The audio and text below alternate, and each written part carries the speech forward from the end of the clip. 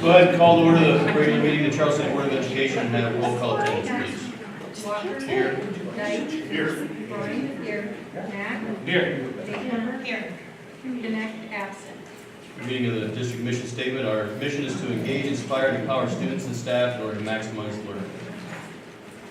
Agenda item 3 is the approval of the agenda. Are there any corrections? No corrections. Move to approve the agenda as published. Motion is second to approve the agenda. All in favor say aye. Aye. Opposed? Motion carries. Agenda item 4 is to welcome the visitors to take public comment. At this time, we'll open it to the public to make comment. If you've never made comment, I would refer you to the agenda for the policy and procedure for doing so. You'll be limited to 3 minutes in time, which will be kept on my phone here with an alarm sounding. If the time expires and you have additional comments to make, please be sure to forward those to us in email so we can make sure that we get everything recognized.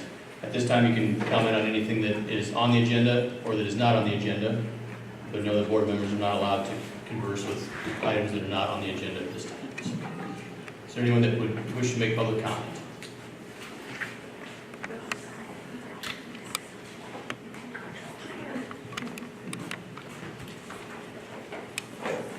Just ask you to state your name and where you're from. I'm Josiah, I'm from 6th grade in Charles City Middle School. Yep. There you go. Alright, so I'm here today to talk about why I led and executed this protest. The reason I did this is because sometimes I don't feel safe in my school, and I know there's someone out there who could possibly come into school and cause harm to the school and people in it. And I think that we should have a plan for if that happens. And for me, Okay. I just think that we need to spread aware this can happen. People think that just because it's a small town means that it won't happen here, but it can happen anywhere. And a small town is probably what's going to happen next. And I researched this and I worked hard on this because I wanted to be good and let everyone know. And I did this all on my own, trying to make a difference by myself. And that's basically it. Thank you so much for your comments.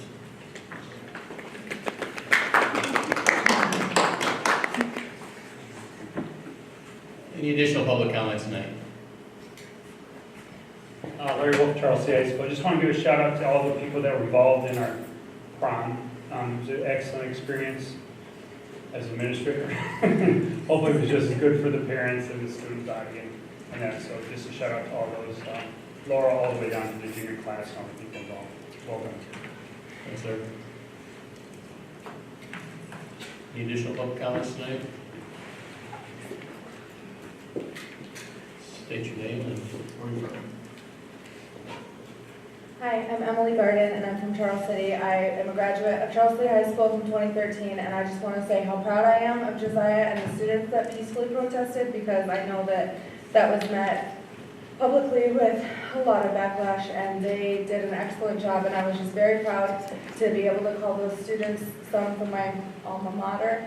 And it was just very brave of them, and I just was incredibly impressed at the students that maybe are coming out of Charles City Middle School or high school, but it was just awesome, and I was really, really proud from the public to be able to watch that and just see him do that. That was awesome. Way to go. Thank you. Any additional comments?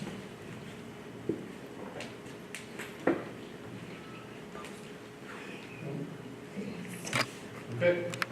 Thank you all. We'll move on to agenda item 5, which is comments by the board members and the superintendent. Dr. Cox. Thank you. We've had a tough winter. We missed 5 days so far of school.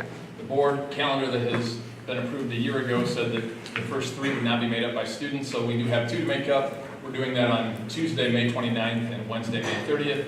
May 30th will be a half day, so students will get out at 11:20 and 11:30 a.m. Also want to remind you that Drive for Your School will be this Saturday, starting at 9 a.m., ending at 1 p.m. Quick and easy way to help us raise some money for student programs and activities out at Mike Molstead Motors. Any comments by board members? I just wanted to say to Josiah, last night I was listening to The Voice, and Katie Perry made a comment to one of the contestants on there. She said, when it comes to social media, don't scroll down. Do what you do it with confidence, and know that you're right, and don't scroll down. I think to board members, we have to do the same thing. There's times we shouldn't scroll down too. Thank you. Any additional? Okay, we'll move on to agenda item 6. At the board table presentation, we have Patty and Sean from IASB with us tonight. Appreciate you guys making the trip.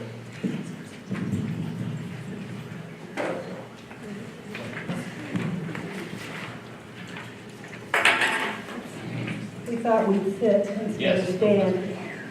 My name is Patty Schrader. I'm with the Iowa Association of School Boards. And I just thought I'd give you a little bit about my background, and then Sean will do so for his as well. I have been with the Iowa Association of School Boards as a school finance director 6 years. And before that, I was retired for a year. And before that, I was the CFO of the Board of Schools for 8 years. And then before that, I was with state government, and I was a state budget director. But I started my career in the auditor's office. So I'm just kind of that accounting numbers geek for the entire portion of my career. And I'm Sean Snyder with the Iowa Association of School Boards. I've been there about 3.5 years, and prior to that, I worked 12 years for the Nonpartisan Legislative Services Agency, where I staffed the Education Committee and the Ways and Means Committee. Worked very closely with education policies, especially in the area of school finance. I had 2 stints with LSA. I also worked in between there. I worked 4 years with the Iowa Department of Education, and at the time it was called the Bureau of Planning, Research, and Evaluation, and that's where they do a lot of the data collection and data dissemination. So like Patty, I'm also a data geek. So we thought we'd start out our presentation with just kind of reminding you of the kind of the bigger picture for board members as it relates to their fiscal responsibility. You may remember that the Iowa Association of School Boards puts together some board standards, and one about number 5 is fiscal responsibility. And so what we're going to be talking about today is really along 3 of those, which is financial health, financial forecasting, and budgeting. Then the other 2 is facilities planning and risk management, and we're not going to really talk about those today, but we are going to talk about the finance. So that's kind of the big picture as it relates to the board members, but on top of that, then the board, there's a couple slides here that talk about what is governance and what is management. So we always like to start out our presentations about this because we like to remind the board, you're the policy makers, you're the people who are looking from the 10,000 foot level, and the how to do things is at the administration and the school level. But you want follow through, and you want them to come back with reports of how things are going. What's progress reports, what accomplishments, what are the outcomes. But really the board stays at that more 10,000 foot level on policy. So we kind of started to do that. So there's a couple slides on that, read them at your leisure. Then the next thing is we have given each one of you a financial focus. This is for your reading pleasure, and it's not really something that we're going to open up, we don't think, during this presentation. We've actually pulled out some of the slides from this and put it on the PowerPoint because we think they're the ones that we need to look at to address you today. But we wanted to give you a financial focus so that you have your own copy of that, and certainly, if you have any questions on anything that's in there at any time, we serve all board members. You can certainly email us or call us at any time, and we can walk you through any of that information. That's what we do. That's our job. We work with board members over and over again. So that's what that will be. What we're really going to do is go through the PowerPoint, which we've also given you all a copy of the PowerPoint. And of course, that's going to be what's up here there for everybody that's in the audience. So with your permission, we're just going to start through. We're going to start with talking about what we call it the elevator speech, but we really say here's the big picture stuff as it relates to your board.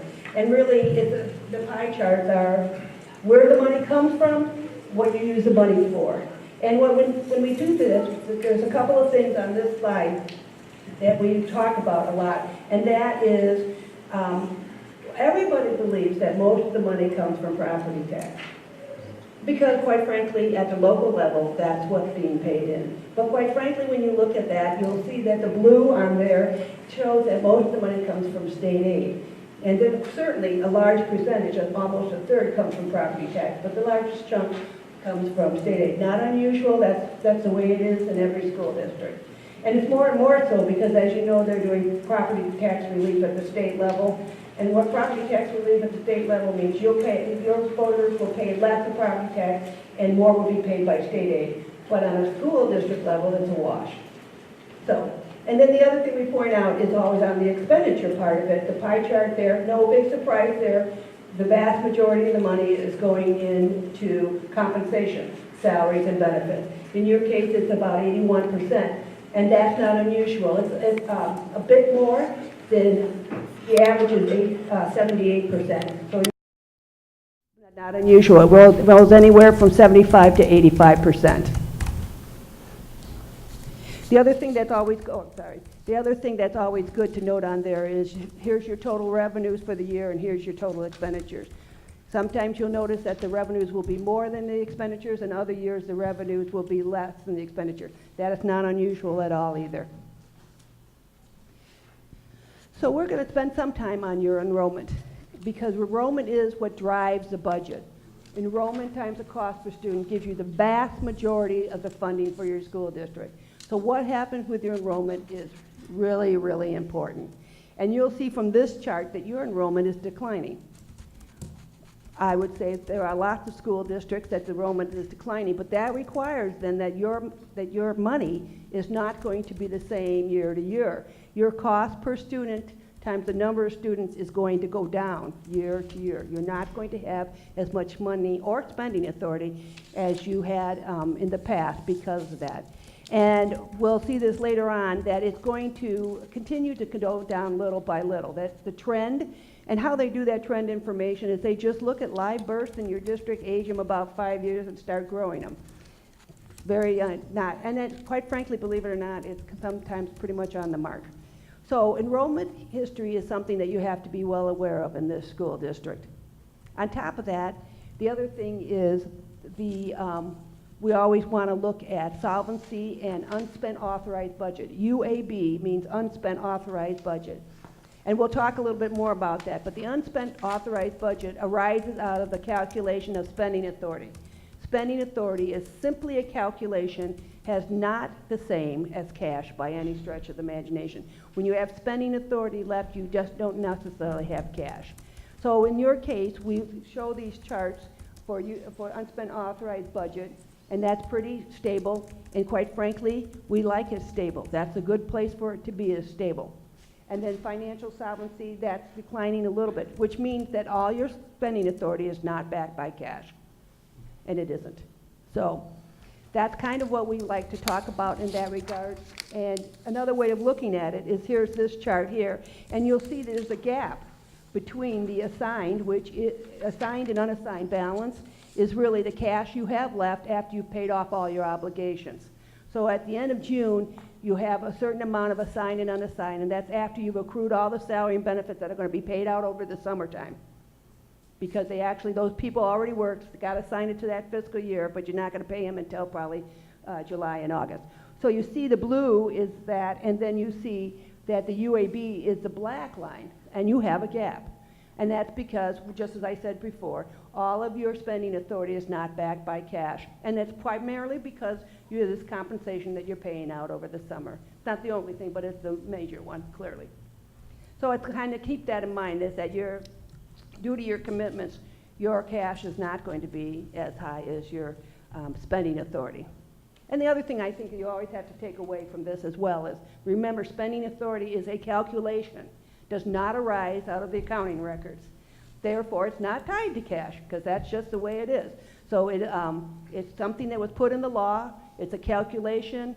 The ownership of that calculation is the Department of Management, and Department of Management is just putting together the calculation in accordance with what legislation says. Sorry about that. You can Sure. Just one thing I want to point out also on this graph is you can kind of see that we saw a little bit of a divergence between, the assigned and unassigned and the UAB amount. And really, most of that, if you look at that, happened in fiscal year 2009 and fiscal year 2010. And if you think back to that time, that's when the state had an across-the-board reduction, so they did not make state aid payments, so really that resulted in a loss of revenue. However, school districts maintain the spending authority on that. And you're not the only district that has a shape like this, where a lot of districts saw that divergent between basically their spending authority and the amount of cash. Thanks, John.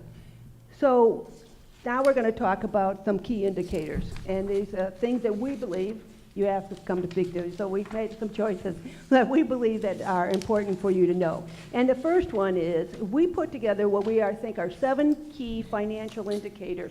And if they are within the targets that we'll talk about, we believe that the school district can be successful financially. We're not going to talk about educational programming tonight. We're going to just talk about finances. So what we do is these are the key ones. And the reasons the top 2 are highlighted is for a very good reason. They are absolutely the most important. Certified enrollment, because I just talked about, certified enrollment times cost per student gives you about 75% of your funding. That's why it's so doggone important. And the other one is your unspent authorized budget, because the law requires that your unspent authorized budget stay above 0. The minute it goes negative, it's in violation of the law, and what you end up doing is going up to the school budget review committee with a correction plan, and they micromanage the heck out of you until that correction plan gets your unspent authorized budget above 0. Right now, there's only one school district that is in that situation. There were many more when times were tough. But they've all put together their correction plans, and they've all come out of that. So that's why those 2 are really important. So what you see here is on the left side is the key measure. Then you have the target, and then you have the questions to be answered by school board members. We always think to put the questions down because we want to prompt you to ask those questions of your superintendent and your CFO so that you can get some of the answers that are important. So for instance, certified enrollment, really the target is to have it stable or growing because, once again, that will bring in more spending authority and more cash. And so, your question you would ask is, will our enrollment allow us to continue to be a viable district educationally and financially? And that's something that you will really have to be working on, because as your enrollment decreases, and that's what it's showing that's happening, you're going to have to make some tougher choices. And those tougher choices will be things about how we can reduce expenditures. That's really what that's all about. I'm sorry, I'm here to tell you that that's true. You have time, because you are in a good place today, so you have time to make very thoughtful discussions about budget reductions. And what I would say to you is a budget reduction today, let's just say it's a budget reduction of $50,000. 5 years from now, that is a $250,000 if I have my math correct. Well, that's a good thing. That's a good thing. So the sooner that you can get into thinking about those things, the better off you are for the future. That's just the way it works. The other one is the unspent authorized budget ratio. And this, we believe that it should be between 5 and 15%, and we recommend that it not exceed 25%. And of course, we recommend that it stays above 0, because if you go below, once again, before the SBRC, and you violate the law. But the reason we say it should be 5 to 15%, not to exceed 25%, is because we believe the annual authority that you generate because of students ought to go to serve the students that generated that money. Simple as that. So, and then we have the rest of them, and we'll go through some of these key ones now. So we'll start with the enrollment, which we saw. And the thing to notice about this chart is, see, your enrollment in October of 13 was 1589, and now your enrollment is 1501. That's a drop in students of almost 90. 90 times the cost per student. What's the cost per student? 6,500? So you do the math, and that tells you something. That's what you're losing. So you have to keep a really good look at that. And you can see what this particular, and this is in the book, of course, and this will show you where you are in subcategories as well. Always trying to give you comparisons to other school districts. So we just want to point out your enrollment figures. Then the other one, remember, this is the other very key one, is your unspent authorized budget. And that is very stable in your case. It's gone down a little bit, but it's very stable. Again, we believe 5 to 15%, not to exceed 25%. One of the things we will say is we believe strongly that boards ought to have a policy on where they think their unspent authorized budget ratio ought to be. So that might be something that you might want to consider doing here. Some put it in policy, some make it a budget parameter at the beginning of the budget discussions cycle every year, but we really should be. And I'll give you an example. When I was in Des Moines, when I started, it said, thou shalt not go below 10%. That's not how it was really written, but that's how I interpreted it. So then, when times got tough in 2009 and 10, they actually said, okay, we recognize you're going to have problems with that. So they said, don't go below 3%, which, I thought that was really cutting it close. You know, I am an accountant after all. So, but now I've been gone and things have gotten, the times have gotten better economically, et cetera, and they do have some increase in enrollment in Des Moines. So now they say, thou shalt not go below 15%. So what I'm saying is you put a policy in place, doesn't mean you shouldn't revisit it, because you should. And you need to revisit it. Now, why is it important in your case to have somewhere between 5 to 15%, not to exceed 25%? Because of your declining enrollment. It gives you some room to be able to make those changes in a thoughtful manner and get them into play over time. But if you wait too long, then it becomes more about what we would call a funding cliff, and that's never fun.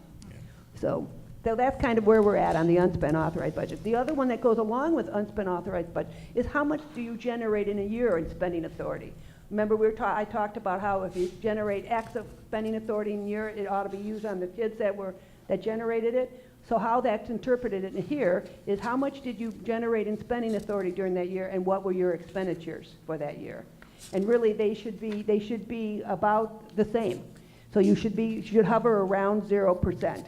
And in this case, yeah, that's what you're doing. You're actually doing that. Sometimes you're a little higher, and sometimes you're a little lower. Very good. Nobody's ever going to be right at the 0 year after year. It's just really where you should hover around it over year and year. Yeah, and just one thing I want to point out too is you can see the district with a negative 12.2%. That's a little alarming. That means that they overspent what was coming in spending authority on an annual basis by over 10%. And maybe there was a plan to do that, but that's definitely a figure that kind of stands out. Same thing with the district that's on the positive side of 17.5%. It's possible that they were saving for something in the future, but again, that's pretty high, and there needs to be an explanation for why it's that high. So we really want to key in on your percentages look pretty good because we want it to hover around 0. We might go back to the slide on the UAB. Yeah, because that's a good point you make, is let's look at those blue bars, and where do you fall in those blue bars? The median is 18.7, and you're at 19%. You're really right at the median. While it's a little higher than the 5 and 15%, it's really not out of line, if you will. And of course, the number one thing is stability. You have the same kind of rate year after year after year, and that's a good thing. I will say the other thing is too, if you bring it down, if you wanted to bring it down, and that's a discussion that you all have to have, you really are talking about one-time expenditures, because this is one-time spending authority backed by one-time cash, for which you don't really have as much cash as you have spending authority. So kind of you have to remember all that, but it really has to be used on one-time things. And one-time things that I'll give you an example.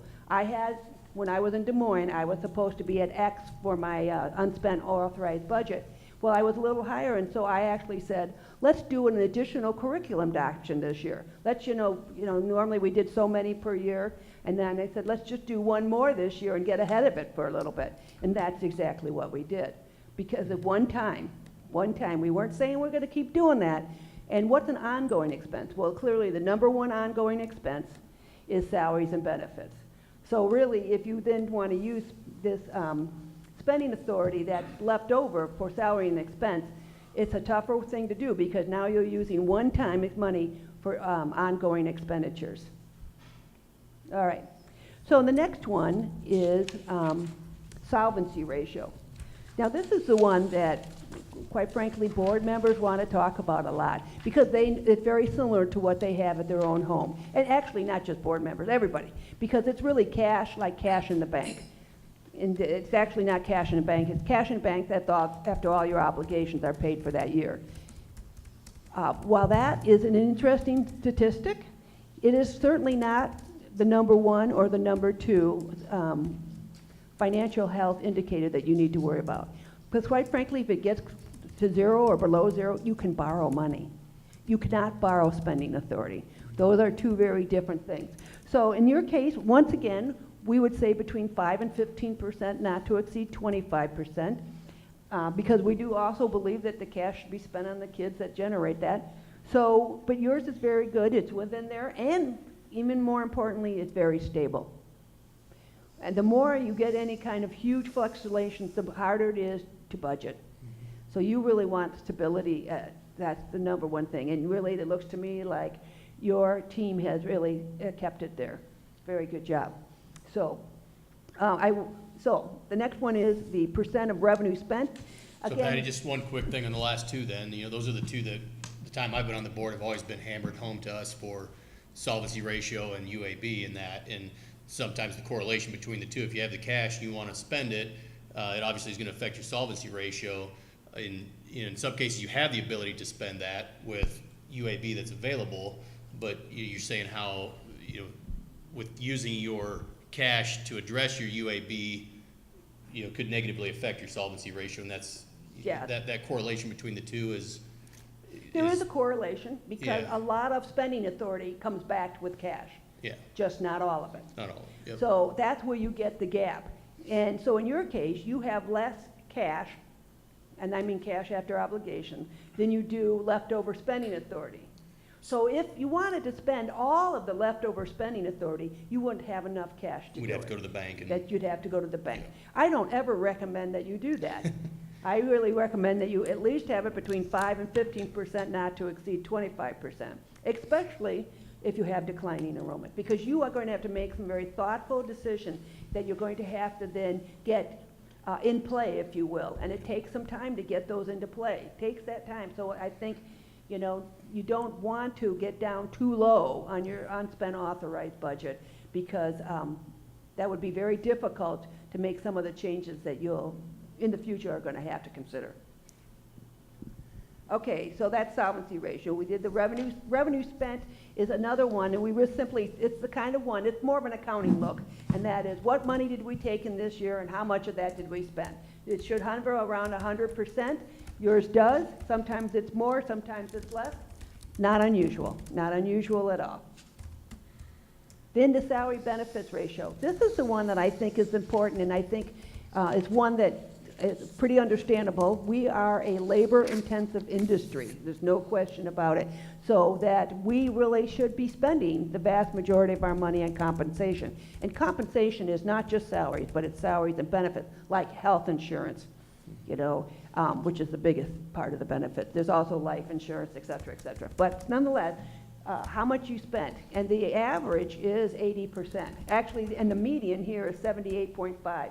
So you actually are spending more on salaries and benefits than the median, and certainly the average, which is about 80%.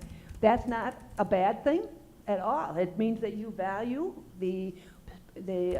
your employees, and you're putting it into the classroom, and you're trying to keep any kind of reduction away from your classroom and away from staff reductions. So that's really important. Now, if you look here, you can see the ranges. The maximum is 85.5%. Used to be Des Moines. It isn't anymore, but it was at one time. And then you have one that's 38.9, and you wonder probably, how could they get 38.9? They're probably in a huge sharing agreement, and a really more of a district in name, and then they have a huge sharing agreement. Not unusual, but you're right, kind of where a third of the school districts are, and that's not bad at all. That's good. The thing to always watch as a board member is what's the trend on that. Is it stable, and yours is fairly stable, or is it going up, or is it going down? That's the kind of thing you need to keep an eye on, and then have some answers from administration when that does happen. So if I could ask a quick question there. So in your experience, in your position, do you see a trend based on enrollment or location within the state where that number is higher or lower?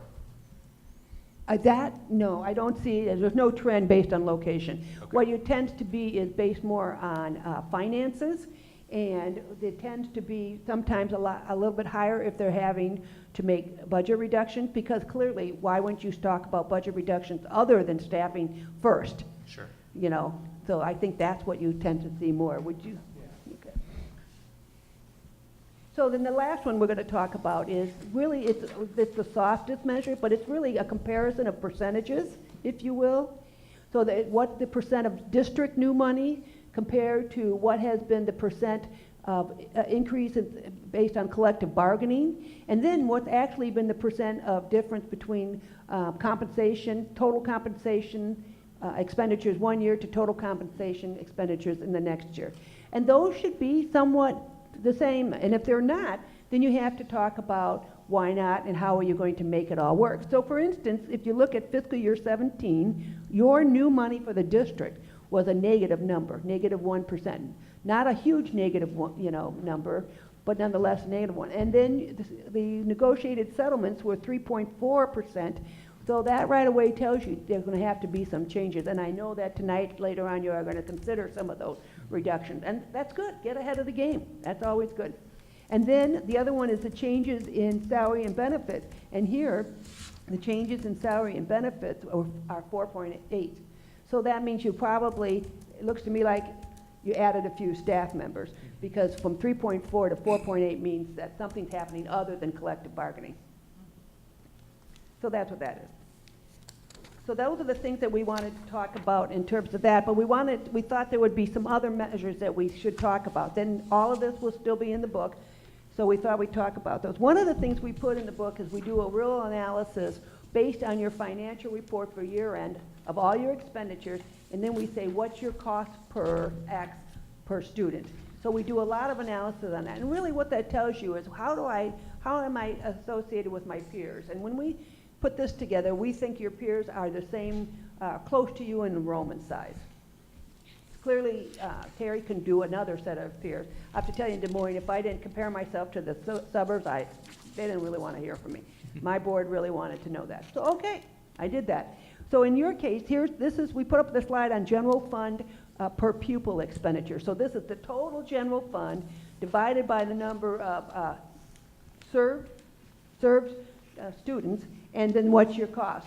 And I always think it's nice to know what the cost per student is, but actually the ranking tells me a lot. So in your case, you're ranked up, in terms of the darker blue, you're ranked 68, and that means you're the 68th highest out of 333. So you're actually putting, and that bears out because remember we said you were higher than the 78.5 median percent on salary and benefits. No surprise that you would be higher in cost per student based on salary and benefits. And then of course, totally in the general fund, you're about in the, right in the middle, yeah, right in the middle. So, okay, that's not a bad indicator. And you can see there's variability even when you talk about school districts that are the same size. And a lot of that has to do with what you were talking about when you asked that question over there, where they are in their financial journey, if you will. That has a lot to do with that. So then we do 1, 2 on instruction, because clearly instruction is, if I had to guess, the number one thing you're caring about, how the instruction is going in your school district. So when we looked at this, the same kind of philosophy. We looked at the school districts as the same kind of enrollment, and then we looked at cost per student for instruction costs. And you're about, for salary and benefits, you're in the top third, and you're about in the middle again, if you will, for total expenditures in your instruction. Not a bad place to be. So, switching gears a little bit, because one of the things we want to talk about is your tax rate. And the reason to talk about tax rate is because if you want to make changes to your tax rate, there are limited ways that you can do this. And I want to say very limited ways you can do this. But the fact of the matter is, you want to keep your tax rates very stable, or you want to drop it. But if you drop your tax rate, what's the new high? Wherever you dropped it to. That's just the way that people think. Can you blame them? They want to do it. And recognize, too, that even with a stable tax rate, Your assessments probably will continue to increase, so those, you have to be ready to say, yeah, but your overall tax that you'll pay for school district will still increase some, because assessments will go up. But if you can keep that tax rate stable, they'll bring it down a little bit year after year, that's fine. But we always want to spend a little time on tax rates because I think that's important. There's always a conception, the misconception, if you will, is that the board can do a tremendous amount with their tax rate. They can do some limited things, but not a tremendous amount. One of the things is that you can do cash reserve levy, and if you look on this chart, you have cash reserve levy. And a lot of times cash reserve levy is used as a way to kind of balance your tax rate. But on the same token, even if you do that, it's to build up your solvency ratio. It's not to spend. And why is that important? Because it does not come with spending authority. So if you spend it and you didn't get spending authority to begin with, you've just actually brought down your unspent authorized budget at the end of the year. So those are all your tax rates, and you'll just want to keep those in mind. The other one is, just one of your parts is your ISL. And the reason we bring this up is instructional support levy. It's very important because notice up on the top right, that brings in $550,000 to your school district. And that's very important because you can use it for any general fund purpose, which I can tell you, you're using it for compensation. You're using it to bring in staff so that you don't have even higher class sizes, et cetera, et cetera. So that's an important. And the other thing up there is that date, 2022. That your instructional support levy will go through 2022, and then you have to re-up it. Well, you don't have to. But if you don't re-up it, what happens? You lose $550,000, which actually is going to go up year after year a little bit. But nonetheless, you'll lose that money. And then you'll have to make some major dramatic cuts very quickly. So what you have to do is plan for that thoughtfully, and that's one of the reasons we bring that up, because we just don't feel that we should go anywhere to talk to any school district without talking about this particular funding stream. And you probably, since that is 2022, you just recently must have re-upped it for 5 years. Yes. Okay, very good. So does anybody have any questions on the tax rates? We're going to go back. Now we're going to delve back in a little bit more on your unspent authorized budget, because I know that's an issue that you really wanted us to spend a little more time on, and we thought we would. And we have some charts that talk about it. This one is a really good chart. This is the same kind of comparison that we were talking about that comes out of this book. By the way, this one is not in the book. This is not. But what we've done is said, okay, here is Charles City, and let's look at those with the same kind of enrollment as you have, up and down, if you will, and what has been their unspent authorized budget. And that range goes anywhere from 8.1% to 34.7%. And yours is, 19%? 19, so you're right in the middle of the pack. So, your unspent authorized budget is not out of line compared to your peers. It's just in the middle of the pack. It's a little higher than our 5 to 15%, but you can see. Now, there was somebody that had 34%, and you're thinking, wow, really? Well, I will tell you that I have seen boards where they have made a policy that should be somewhere between 25 and 30%, and there's normally a reason. Perhaps it was they're still hurting from 2009-10, and they don't want to get back there again. Or they could be that they're a small school district, they know their enrollment's going down, and at some point they have to be talking about sharing and mergers, and so they want to keep it a little bit higher so they have some room, if you will, when they have to make those kind of, for a school district, pretty dramatic decisions. So, and those that are at the 8.1%, they're just simply probably managing it at a lower rate than what you are. They're probably stable, but at 8% and not 19%. The other thing is we always look at it here. This is your history, and this just goes a little bit longer. And I see too that your history is that it was a little bit lower, and then it looks to me like some conscious attempts were made to bring it up. Between 2010 and 11, that particular increase is because we actually got spending authority, but we had an across-the-board cut. So they cut cash, but let us keep the spending authority. I remember those days I was working in Des Moines then. So that's kind of what that does. The next one is spending authority, and this really talks about the impact of categorical. Because when you make a calculation of spending authority, you actually include a lot of categorical money in there. And categoricals, just by the name categorical, could only be spent on certain things. They can't be spent on any general fund purpose. If you have a categorical that's teacher salary supplement, it must be used for teacher salary supplement. If you have it for teacher leadership consortium, teacher leadership, I couldn't remember what the C stood for. Anyways. Compensation. Anyways, if you have it for that, it must be spent on that purpose. So you have a lot of categoricals, so that even though you might have a balance in them at year end, and you do, but you don't have large ones, you have some imbalances, you actually can only use it for whatever it's for. So if you back that out, what does your unspent authorized budget look like? So this particular one talks about that. Yeah, and this chart is kind of getting in the weeds a little bit, especially for your district, because you don't really have an issue with this. But I would point out that when you factor out the categoricals, you're currently at around 15.8% on what we consider your regular program unspent balance or unspent authorized budget amount. And really, there are some districts that we could call upside down, where their categoricals are a lot higher, and in some cases, their regular program spending authority is actually negative, but the categoricals are propping them up. And that's a very bad spot to be. So in comparison to a lot of school districts, you're in a pretty good spot here. And you may want to consider that when you put together a board policy, you take into account categoricals. Some do. It's okay. You have to just decide what's best for your district. I will say that's fine to do, but remember that spending authority itself, the rules of the game with that include categorical and the balances thereof. So let's talk about some of your, I went up too long. So what we believe is important there is your spending authority. Let's talk about some of the things that are affecting your spending authority. One is that you do have an unspent authorized budget. We know that. There's a ratio of 19%. There's X amount of dollars associated with that. But keep in mind, to spend it down, if that is your will of the board, then it really should be on one-time kinds of items. I call them things that you can turn the spigot on and then turn around and turn the spigot off.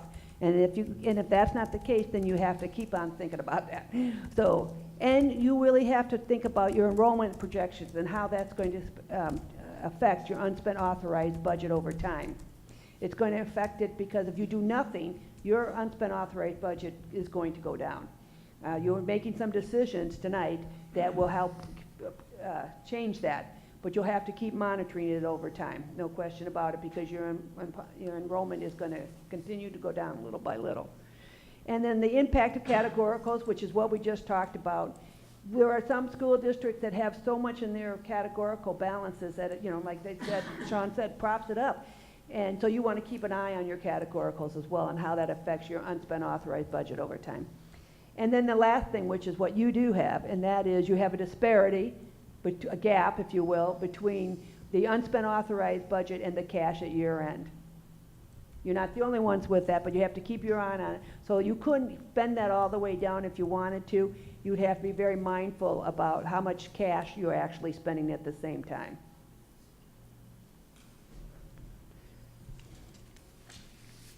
Let's see, I kind of lost track of where I'm at. Okay, here we go. So your emerging issues is your enrollment. We said that already, and you're really having to look at that enrollment and how is it trending. And of course, what's going to make that enrollment even harder is low supplemental state aid. So the cost per student isn't going up a lot. At the same time, your enrollment is going down. It's not going to be enough to cover the downward trend in your enrollment. So your new money is going to look differently. Yeah, just something I want to add on the low supplemental state aid. It used to be, 15 years ago, 12 years ago, the legislature was almost on automatic pilot. You get 4% supplemental state aid every single year. Well, recent history shows that that's probably not going to be the case. We've gotten 1%, 2%. I'm kind of and they're adding a whole lot more property tax relief through the school aid formula, so the cost to the state is more, and they just can't afford to set the rate at a higher rate. So unless something changes on the revenue side with the state, I'm kind of the opinion that we're probably looking at 1% to 2% supplemental state aid in the next few years. I think the days of 4% are long gone, and it'll be tough for us to get back into there. But that really does the low supplemental state aid rates really has a negative impact on district with declining enrollments. Thanks, John. So we wanted to talk about a couple more tools that we have, and one is our new money calculator, because this actually takes a very broad look at what the future might be. And so what that does is that, you want to go through that, John? So I'm actually going to go through a couple different scenarios here, and what we did is this just provides the revenue picture, and this just looks at your regular program dollars, and this is going to show you what your new money amount is. And what we did is we used the Department of Education's enrollment projections for fiscal year 2020 through fiscal year 2023, and you can see they can have your enrollments continuing to move downward. Again, you have another drop of about almost 80 students there over that 5-year period. And in this run, we're actually setting supplemental state aid at 1%. So basically what this does is it provides a 5-year projection of what your regular program dollars are going to be. And this doesn't represent all the district's revenue, but for the most part, this is going to represent about 60 to 70% of the school district's revenue that's coming in.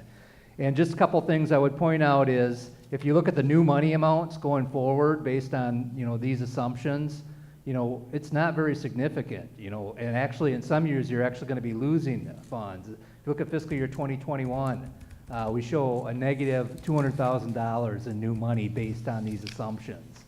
Additionally, the district's going to be on budget guarantee for 4 out of those 5 years that we're projecting, which is pretty significant because that's going to have an impact on your overall property tax rate. So this does not paint a very rosy picture. When we look at the overall regular program amount with a budget guarantee, we went from $10.3 million. You go to fiscal year 2023, we're down to $10.1 million. So a significant, an actual real decrease in dollars over that 5-year period. So we tried to paint a rosier picture here. Whoops, what happened here? It's not showing up. Okay, well, look at your handout. That's because it's too fictitious. Okay, well, so we ran this at 2% as well, and if you just look at the bottom line, again, you have new money, again, that's not very significant. And when you look at the total regular program funding with budget guarantee, you do go up in overall total from 10.3 million up to about 10.5 million, but again, we're talking a 5-year period of time, you're only increasing by $200,000. So it's a better picture than what 1% supplemental state aid was, but again, still not very rosy. So what we did is we took a look at, based on these assumptions, we kind of wanted to take, what we just looked at was some revenue that's going to be coming in for your district. We actually wanted to take it a total budget picture at your unspent authorized budget amounts. So these are the assumptions that we used. And basically this is to show you if nothing changed, if the district kind of continued on the path it's going down. And we assumed, again, those Department of Education enrollment projections, which are trending down. We did 2 runs, one with supplemental state aid at 1%, one at 2%. And then we assumed for each of the years, salaries growing at 2% and benefits growing at 3.2%, which is along the lines of your trend information for your school district. And then the overall other expenditures growing at about 2.6%. And again, nothing of this is really out of line from what we're seeing in other districts as well. So again, we just kind of took a look at your enrollment. So everything in the dark blue shows actual enrollment figures, and then the light blue shows what the enrollment projections are. So this next chart shows you basically the green bars show what your generated spending authority is, and the orangish color bars represent your general fund expenditures. And this is where we kind of want to see things line up evenly. That's where you're going to have the stable overall unspent authorized budget amounts. So the darker areas are actual amounts. So you can see back in fiscal year 14, you generated spending authority of 16.6 million. You had expenditures of 16.4 million. In fiscal year 18, which is this is estimated as well, but we have pretty good numbers on this. We show that you're going to generate $17.8 million, and you're on track to spend about $17.9 million. So when we go out the future years, we can show that the revenue is going to be roughly about $17.7 million, or your generated spending authority, and it's going to decline again based on your enrollment decreases. And then your expenditures that were based on the assumptions that we have, we show it growing from $18.3 million in fiscal year 19 up to $20.3 million. So you can see the expenditure side, you know, again, this is based on the trend information. Your expenditures are outpacing what you're generating in spending authority. So what impact does that have on your overall unspent authorized budget amount? Well, this is what that looks like. So the past 5 years are historical, except for fiscal year 18, where it's estimated. So in fiscal year 18, we show you're going to have an unspent authorized budget amount remaining of about just under $4.2 million. But again, following those trend lines, if nothing would change, we show that by fiscal year 2022, you would be negative. And that's a violation of the law. This will change somewhat, but you'll have to keep an eye on it and do some more projections, because you are considering some reductions this year. But keep in mind, even when you consider a reduction, you are probably going to consider compensation increases year to year. So you have compensation increases and reductions, and the question is, how do you keep those in line so that your overall expenditures either don't grow any more than we had 2%, or you actually make some cuts, which would mean that for whatever you increase your compensation, you have to cut that as well as cut some more. So keep that in mind. So then I'll just go through the next scenario. It assumes 2%, but really, you know, the result's pretty much the same. It's just that you're not going as deep in the hole. But again, you can kind of see, even with 2% supplemental state aid, if nothing would change on the expenditure side, you know, by fiscal year 2022, you would be going negative. So then what we did is we basically froze expenditures at the fiscal year 2018 level, and we assumed 1% supplemental state aid. So we have expenditures frozen at $17.9 million, which we estimate for what you're going to have for fiscal year 18. And when we look at that, you can kind of, again, you see that projections, you still have expenditures outpacing what you're generating in spending authority on an annual basis. And what's that going to do to your overall unspent authorized budget amount? It's going to go down, but you can see that, you know, even though you're trending downward, and that's something that it's a much slower pace, and by fiscal year 2023, you'll still have $2 million of remaining spending authority. So again, you know, even if you froze your expenditure levels at the fiscal year 18 level, we would project that you're going to be declining in your overall unspent authorized budget amount. So based on all that, here's our recommendations. One of our recommendations is that you all set an unspent authorized budget ratio that you believe is important, you all being the board. And then really, as part of when they start to put together budget recommendations next year, they'll have that in mind, and you can then make sure that that's what happens. You can decide that your unspent authorized budget ratio is right where it needs to be, and you want to hold it firm. You might decide that you need to you bring it down a little bit, or given what you've talked about, you might want to increase it a little bit. It is not ours to say what it should be meant, but we still recommend 5 to 15%, not to exceed 25%. You all have to kind of have that conversation at the board table and make those kind of decisions. But we recommend that you do that, because it gives your administration and your staff the knowledge they need as they put together budget recommendations into the future. So that would be one thing. And then the other was that you really need to look at your projection going out, because you really have to have some kind of modeling, some kind of 5-year modeling that shows where it's going to be. And then based on changes like your budget recommendations that you're talking about, budget cuts tonight, how does that affect us going out?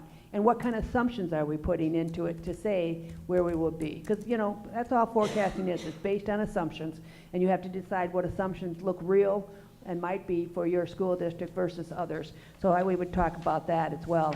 And then you have to identify some of the possible budget situations so that you can address the future. This is all about forecasting the future.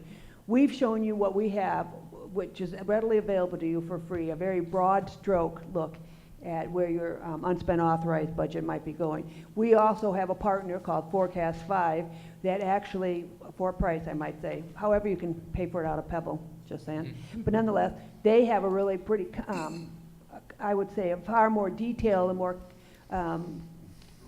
robust model that you can use that really thinks in a whole series of assumptions, and then you can play, or your administration can play, I call it the what-if games. What if we did 50,000 cut down today? What would it mean for us 5 years? How does that affect our unspent authorized budget? How does that affect our tax rate? How does that affect our solvency ratio, et cetera, et cetera? So it's a very good one. We have a lot of school districts using it, and really those using it seem to be in two categories.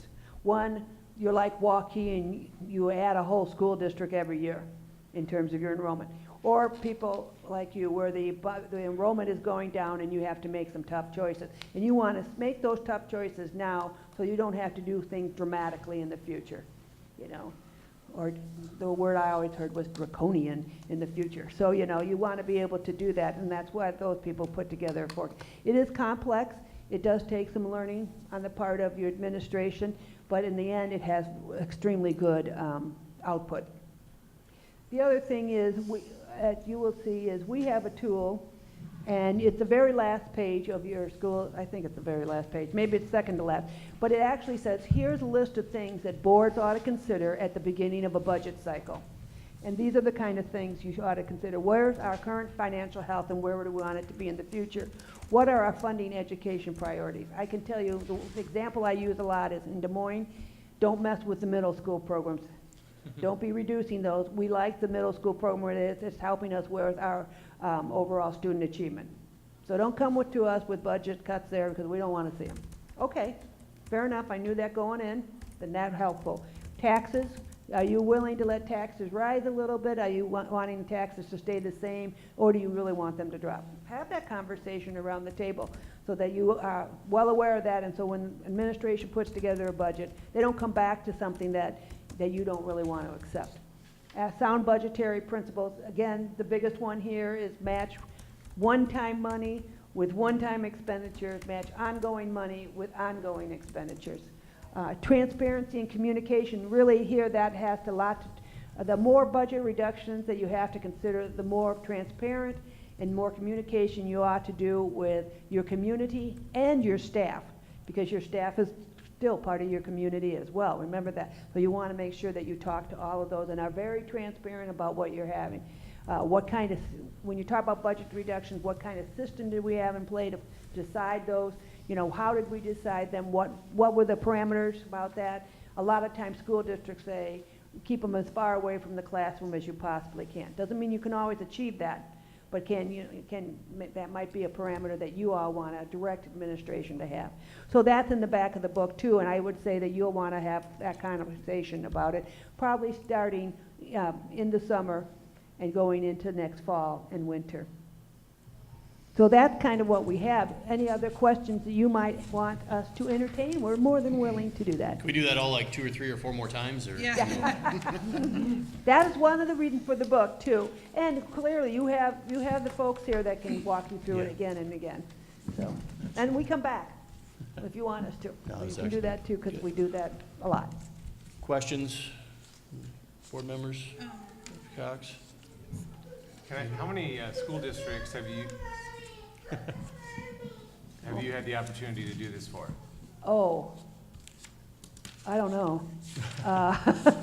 That's a good question. We go when asked, so it's based on that. We also go out and talk to new superintendents, and we just went and talked to a new CFO, and we spent a lot of time talking to staff about where they're at, so that they have kind of a leg up, if you will, as they start their new job.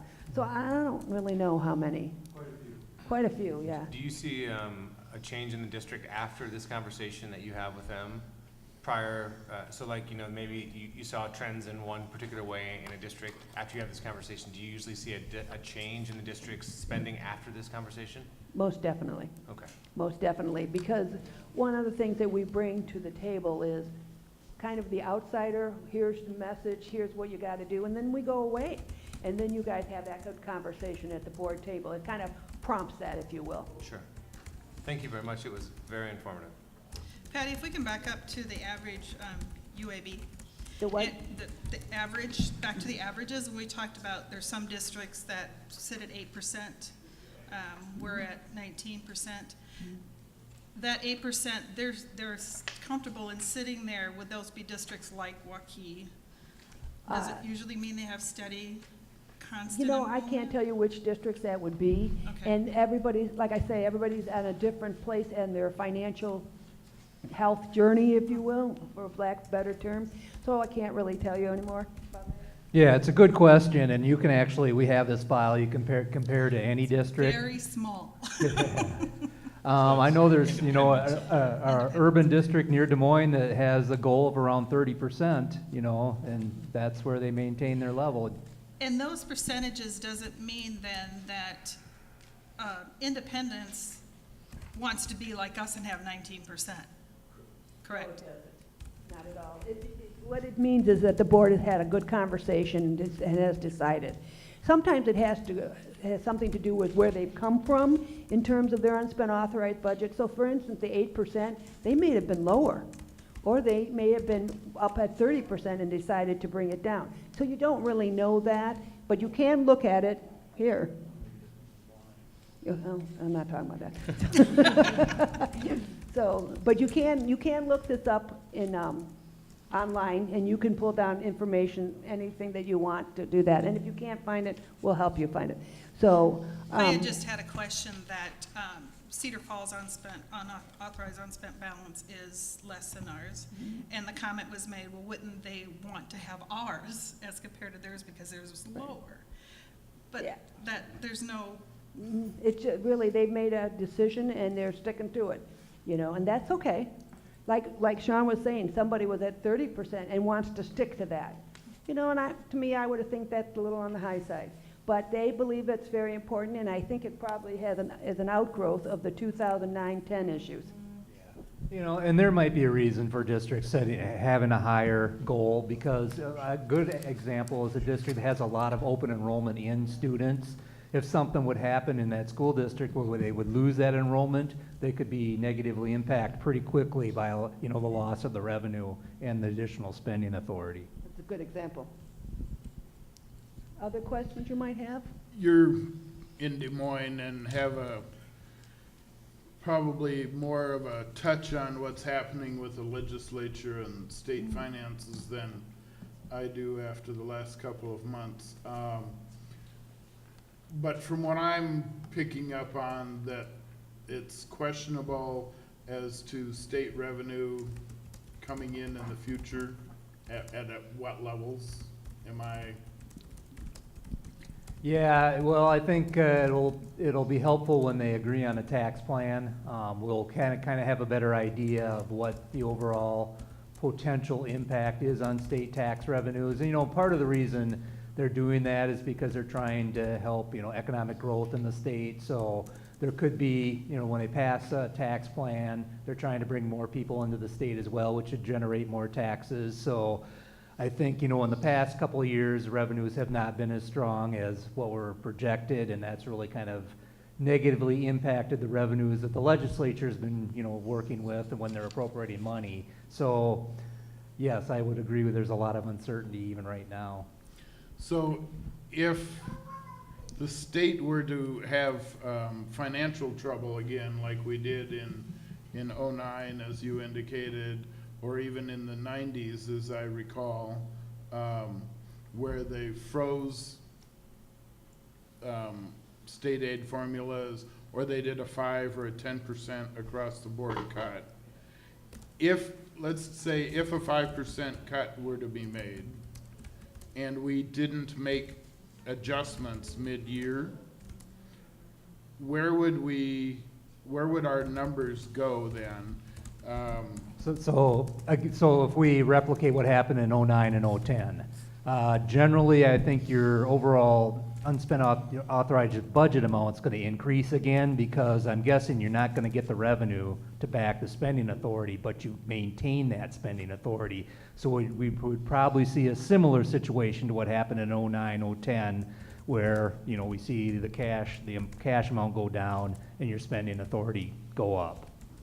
So that, but I will say, I think the legislature kind of learned their lesson when they did that, or, when they made that across-the-board reduction, or they didn't fully fund state aid, is because in a lot of districts, property taxes on the cash reserve spiked to recoup that revenue. So, and obviously, the theme among our legislators right now is property tax relief.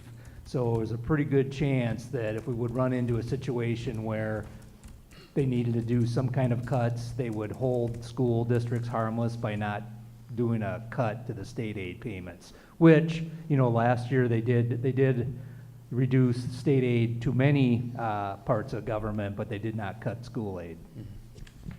And I've not heard anybody talking about that in the next couple of years, so I think that our economy is good. Our unemployment rate is very low. Our economy is good right now, so I haven't heard about that. But Sean is right. You will have to take into account the tax reform that they're working on as well. And he also is right, is we got 1% of supplemental state aid when other departments within the state were taking budget cuts. Any additional questions, comments? Any comments from the staff? Anybody in the crowd? Questions, I guess? Open mic, open floor.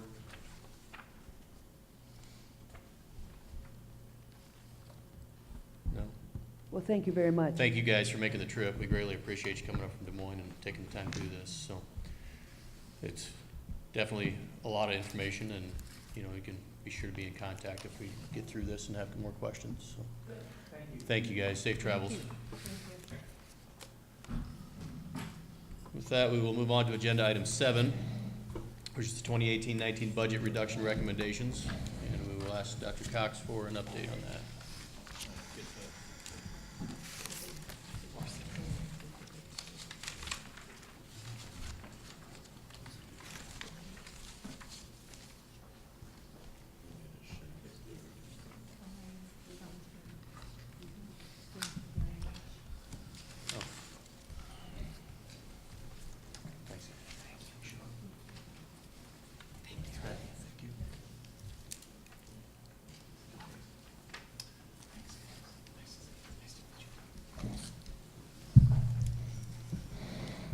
All right, so there's a revised budget reduction sheet that is part of the packet and all board members have.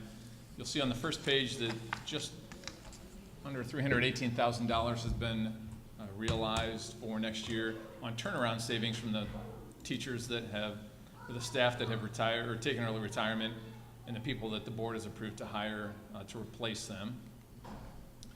On the second page, roughly another $272,000 from reducing insurance costs. We've got that number at $172,000. Discretionary budget savings, that's $88,000 like it was last time. Reduction of 3 coaching positions. And the total of those 2 pages then comes to $589,834. We were looking at $575,000 in budget reductions, which had guesstimated a 1% settlement with our 2 unions. Some items removed from the list included freezing administrative salaries, the reduction of 1 high school wrestling coach, sharing of communications and community engagement, and the reduction of 1 elementary teacher.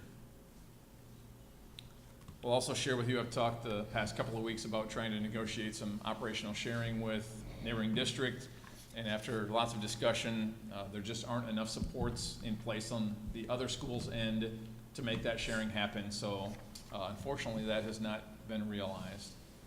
But this again does cover what we were hoping to cover with our reductions for the upcoming fiscal year. Comments, questions by the board members?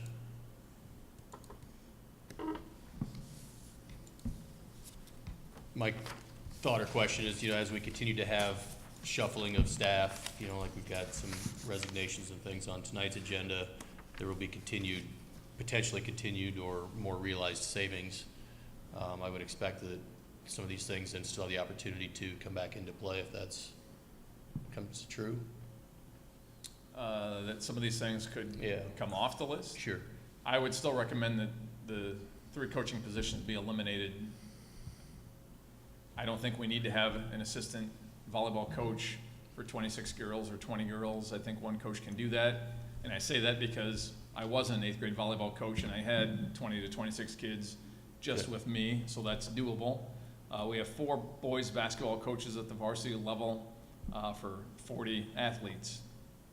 I don't think we need to have a 1-to-10 ratio. I think we can do that effectively with 3 coaches. So Okay. I wouldn't recommend putting those back, but that's the Sure. board's prerogative.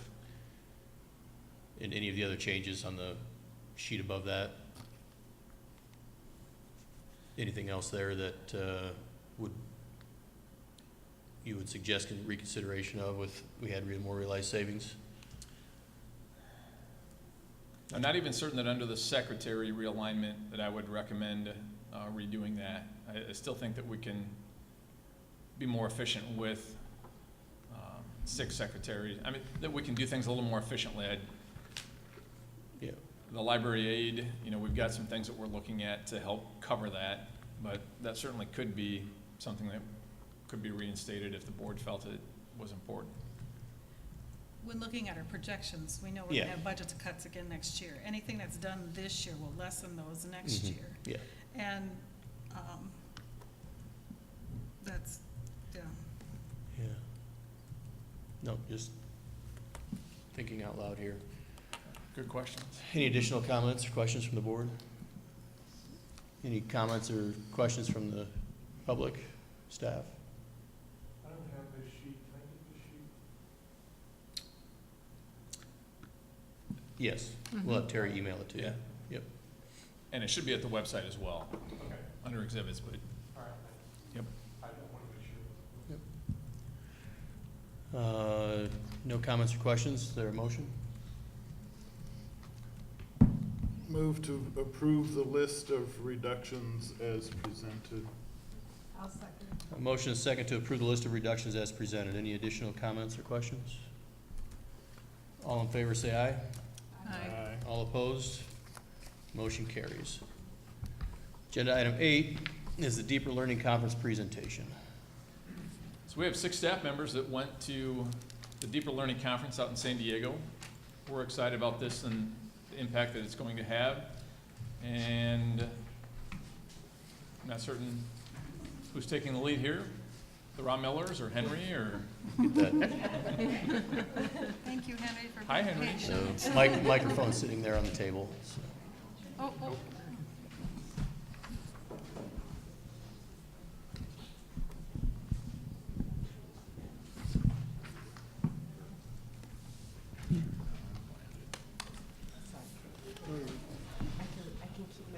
We'll do some I know introductions first. My name is Ryan Rommler. I'm an 8th grade social studies teacher. I'm Alyssa Kruger, and I'm 8th grade English. Caleb Davidson, 8th grade special education. Jesse White, 8th grade industrial tech and high school industrial tech. Amanda Rawmiller, 8th grade science. Holly Gorman, 8th grade math. So in March, we went down to, or over to San Diego for the Deeper Learning Conference. And one of the things that I think that all of us had in our mindset was that this was going to be PBL or project-based learning specific. That was what we were going to get. It was far bigger than that. I think the biggest thing that we took away from Deeper Learning was that in order to make project-based learning successful, there's so many little pieces that go with it.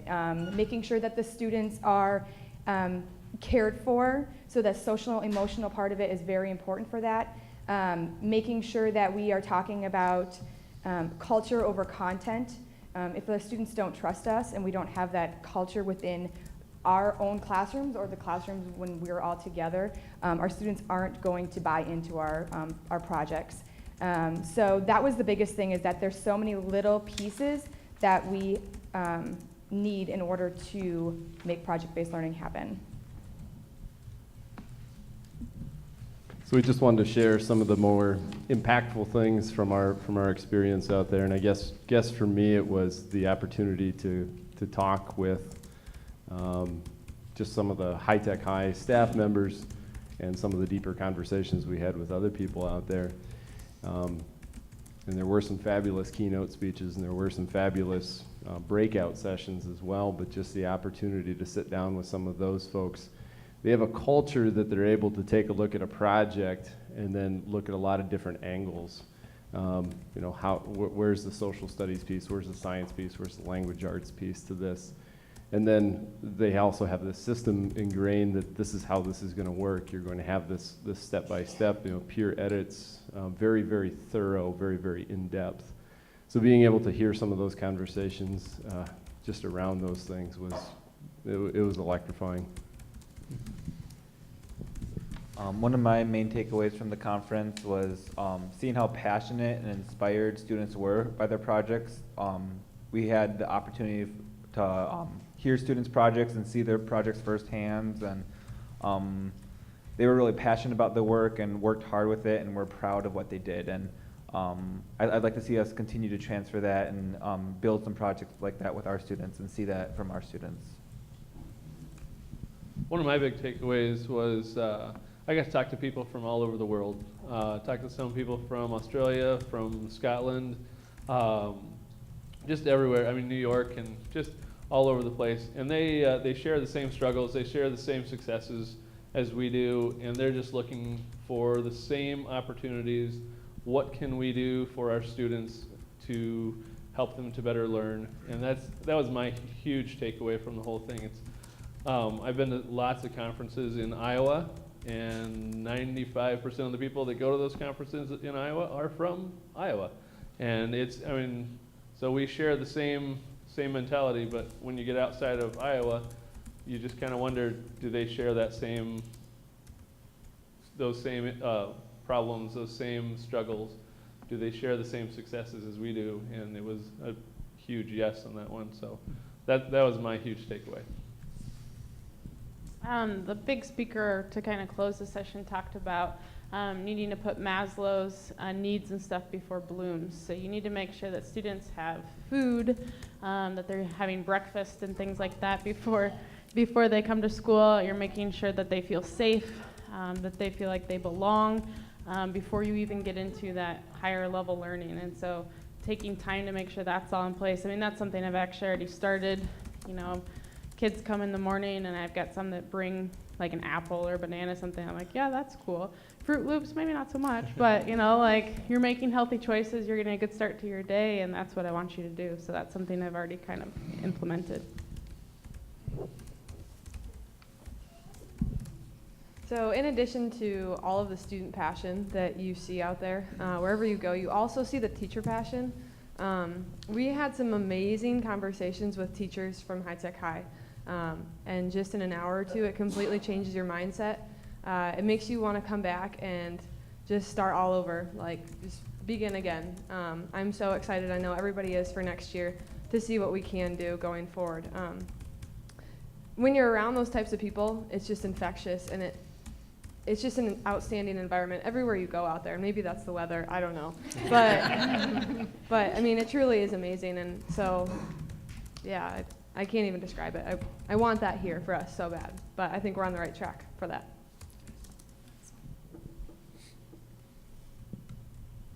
All right. The next one was, how has it impacted our daily work already? And just sitting down and just watching these guys and myself, I came back and just kind of, you know, how I've been teaching, how we've been teaching, you know, a lot of self-reflection. You know, how has it gone this year? What we've done this year? What can we change already? And we're also looking at, you know, how can we change things next year? You know, sitting down with each other, and we have a kind of the group mindset of we want to make some changes, and we want to be able to impact our students more. That's been a lot of what we've seen and what I've seen from these guys already and from myself.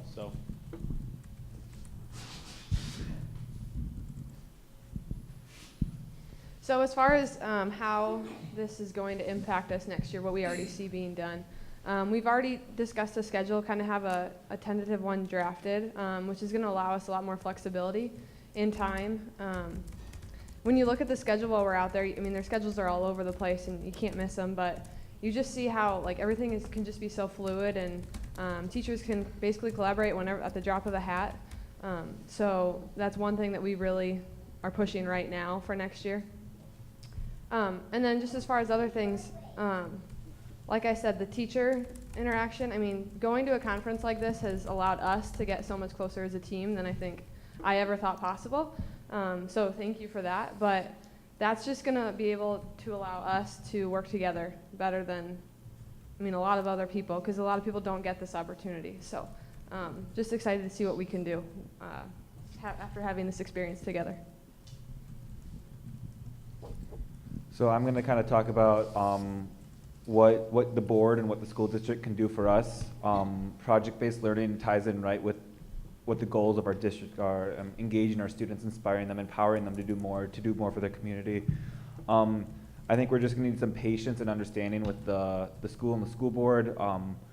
Things are going to be weird and different at all. We're not going to always have class periods that start at 9:02 and the next one starts at 9:06. We're going to have more fluidity and teachers co-teaching together, and overlap and projects and messes. We'll clean those up. But so just some understanding. A big part of project-based learning is not only the learning process, but a huge part of where their assessment comes is through their exhibition at the end. Exhibition is when students have their final creation from their learning, and they present that whether to a board or a community or their teachers or the family. We're hoping that next year we can incorporate possibly some sort of exhibition into our parent-teacher conferences, whether it be the second half or the last couple hours that students are coming in, whether in the commons, and showing what they've done and sharing their learning. So with any new task, we've identified some roadblocks, that we'll encounter along the way. One is our own schedules. We have 6 different people doing 6 different things after school, and there's only so many hours in a day. We like to follow a kind of a neat model that they have out there. They block off some time either in the summer or once a month, and they get together and they knock out some ideas and they collaborate.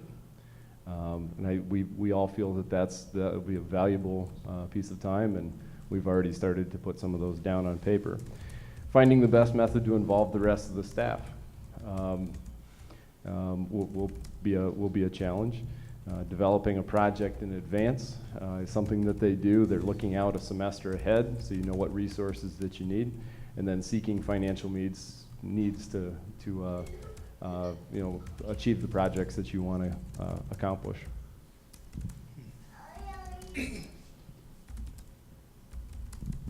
So I'm going to answer how will the impact be felt past 8th grade. And so kind of the big one was making the students' work have a purpose, and so having some kind of a local community tie or a state tie or a regional tie or even a national level kind of tie, so making sure that it's purposeful and meaningful so our impact is felt elsewhere, kind of like our work with the Riverside Cemetery last year and this year. That the students, as they get into high school, will be more adaptable, more flexible, not so coming to school and knowing what's going to happen every day, but kind of willing to take that element of surprise, like they're not going to walk in and sit in these 8 rooms or whatever, and that's their day. Like they know I could be going here or here or here, and being totally okay with that. And then valuing that process that Ryan was talking about. And when you develop a project, it's not just, here you go, I'm done. It's going through the edits with it, 3, 4, 5 times before you finally come to the end, and that's not something they're used to. So we're hoping that, by doing that, when they get to high school, they kind of value that process and learning from their peers and stuff and getting feedback from them to make sure that what they're putting forth in the end is their best.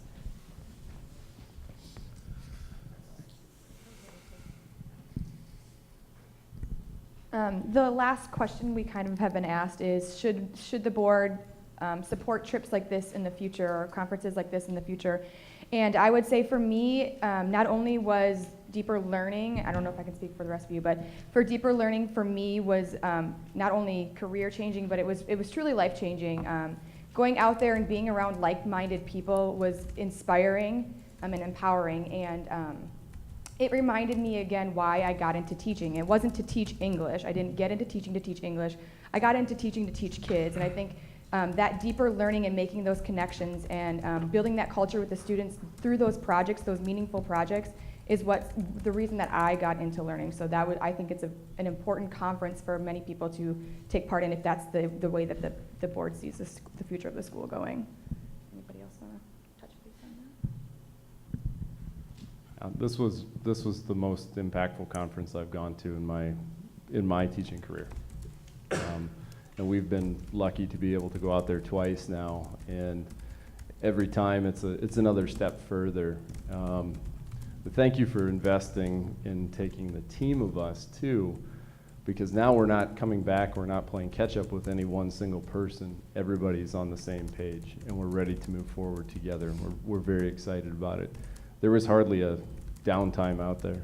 I mean, every moment was filled, and man, we were nerding it up on educational practices and projects. I mean, the whole time, plane rides and everything else. So it was time that was well spent. And I just want to tell you guys how progressive that you are, because Jesse and I you had an all-day session where at the end you participated throughout the day, and at the end you exhibited your work actually. And so we were supposed to focus on one problem and then kind of attack it. It was kind of like the main part of our tree, like the trunk, and then the branches were things that arise from there, and then the roots were things that stem from that, like where it's coming from. And so in talking to other people, one of the school's problems in Arkansas was how can we get our stakeholders and our school board to kind of support what we're doing. And I was like, I have answers to that. And so I said, hey, our school board members, they draw a name out of a hat or whatever, and they pick who they're going to shadow once a month. And they're like, that's a great idea. And so they were writing that down. I said, another thing that we do is we've got Justin, this guy who can put movies together, and we show him at our games and stuff, like get the other opinions from people, and they're like, that's awesome. And so I was able to showcase all this stuff, and they're like, where are you from? Like, what is going on there? And so I just want to tell you guys that like people were really impressed, and it was fun to share kind of things that we're doing that other people hadn't thought of yet. If you guys have questions for us, we left some time open for you guys to ask anything you'd like. We try to touch on what we had heard from a couple of people, but if anyone else has things, we're welcome to answer them. Comments, questions? Yeah, I want to say, I think this is really exciting. This is something that looks like you guys have really embraced and are really excited about. My question relates to how do you keep this momentum going and this excitement as we're reaching the end of the school year, and all these wonderful ideas you have will have to be put on pause and then kick back off in August. How do you keep that momentum with this group and engage the other teachers and the other administrators to keep rolling that snowball down the hill? Well, I think part of it is just with setting up times to actually meet and get together. It just kind of keeps feeding the fire of wanting to make that impact of the students. And but I mean, for me, that's what it is. Because if I take the whole summer off, it's coming back in August, and then you have to kind of work your way back into it. But if we continually meet once every couple weeks or whatever it'll be, then it's just going to kind of feed that and just keep it rolling from there. Just the simple fact that we spent a week in California living together, learning together, 6-hour layovers in airports. We've grown closer as a team in 1 week than we had the whole year. We communicate more as a team now through text, through email than we've had through the whole year. So I think we're bonded, we're excited, we're connected, and I think that will help drive this momentum through the summer and into the next school year. Also, because I'm an English nerd, when we were out in California, we got to meet Ted Dintersmith, and so I think all of us got his book, What Schools Could Be. And so I think an important role for all of us is that we have been starting to read that book and talking about the different ways that schools are being progressive in their educational roles throughout the entire world. I'm going to interject here. Rick Gable, middle school principal. These guys, just to answer your question directly, Josh, these guys didn't just start this as they got on the plane and went to San Diego. A couple of them had been infected before because they'd got to go there. They're living right, no doubt about it. Then they spent time last summer, before the year started. They spent 2 days with their high-tech high people. This whole team spent 2 days with the people that came here. So when it came time to talk about deeper learning and the discussions with Mr. Johnson and Dr. Cox, it was pretty clear to see this would be the team to be able to send out there. And then they didn't just sit around and wait for the conference to come. It was as soon as they were told they were going, they were doing a book study, and they were already discussing and laying down the groundwork. So it's just been a progression, and they're really pushing the envelope here, and I look forward to being pushed a lot more. Thanks, guys. It's good to see the experience that you had is identical to the experience you have every time you go out there. Because of course, you know, it's amazing. And I'm really encouraged that you made the comment, you can see that here. Because that's will be fabulous. I mean, that's great. I'm so excited for you guys. I cannot wait to see what's going on. I want to know right now what the projects are going to be, but I know you're going to work on those. Thank you so much for taking your time away from your family. You know, we don't think about that. You're going overnight. You're leaving your family at home. Thank you for those sacrifices. And awesome. Thank you. I'm going to say we just spent an hour having a lesson on money, and we cut 500 and some thousand out of the budget, and money is always on our mind. My personal opinion to the rest of the board and the staff and the community would be these types of excursions and your continued learning and improving yourselves and the rest of the staff so that we can do better teaching had better never be touched when it comes to cuts in the future, because you are the front line, and in order for you to grow as teachers and assist our students, these types of trips are very important. So thank you again. My thoughts would echo the other board members. You know, thank you for your time and your continued achievements and working towards doing better with our students. And I just want to make sure you know these types of excursions for staff would be the last that I would ever vote for. So thank you. And we'd like to invite you guys in whenever you want to. I mean, we encourage that, but you know, that's kind of the philosophy, you know, open doors, like see what's going on, embrace the mess, but we're really looking forward to it, so. I just have one quick question. How do you guys come up with your projects? Do the students come up with ideas of things that they want to do, or?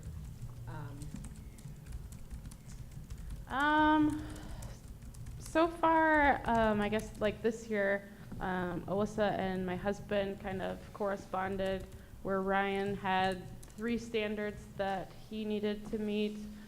And it kind of tied into she needed to have the students write, was it expository? An expository essay piece.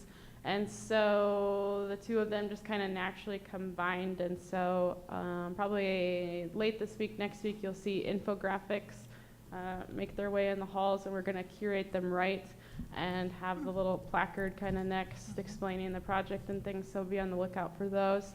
They're fabulous. They turn out fantastic. And so that was kind of just based on standards. Holly had we've been kind of in communication. We had seen some idea out at High Tech High, and then she had thought about a marathon, and I've run marathons, and I've got some standards relating to Newton's laws of motion, and so we were kind of throwing things that way based on like our passions, and she's going to do a triathlon here in a couple weeks.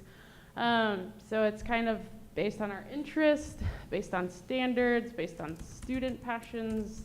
It's kind of a hodgepodge of things. What we're kind of looking forward to is getting some of our standards out like on magnets and putting them up on a whiteboard and kind of hashing out the year and color coding the subjects, and because we need to be visual people, and so kind of seeing how it's all going to lay out.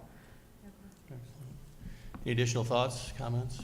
Yeah, I want to share a comment that, you know, at the board level, you set policy and you adopted that strategic plan a year ago, and being a destination district has been the mantra for the entire time that I've been here. And I want to say that this is probably the hardest thing that I'll leave, is just seeing this lift off, because this is exactly what I'd love to see take place across all of the middle school.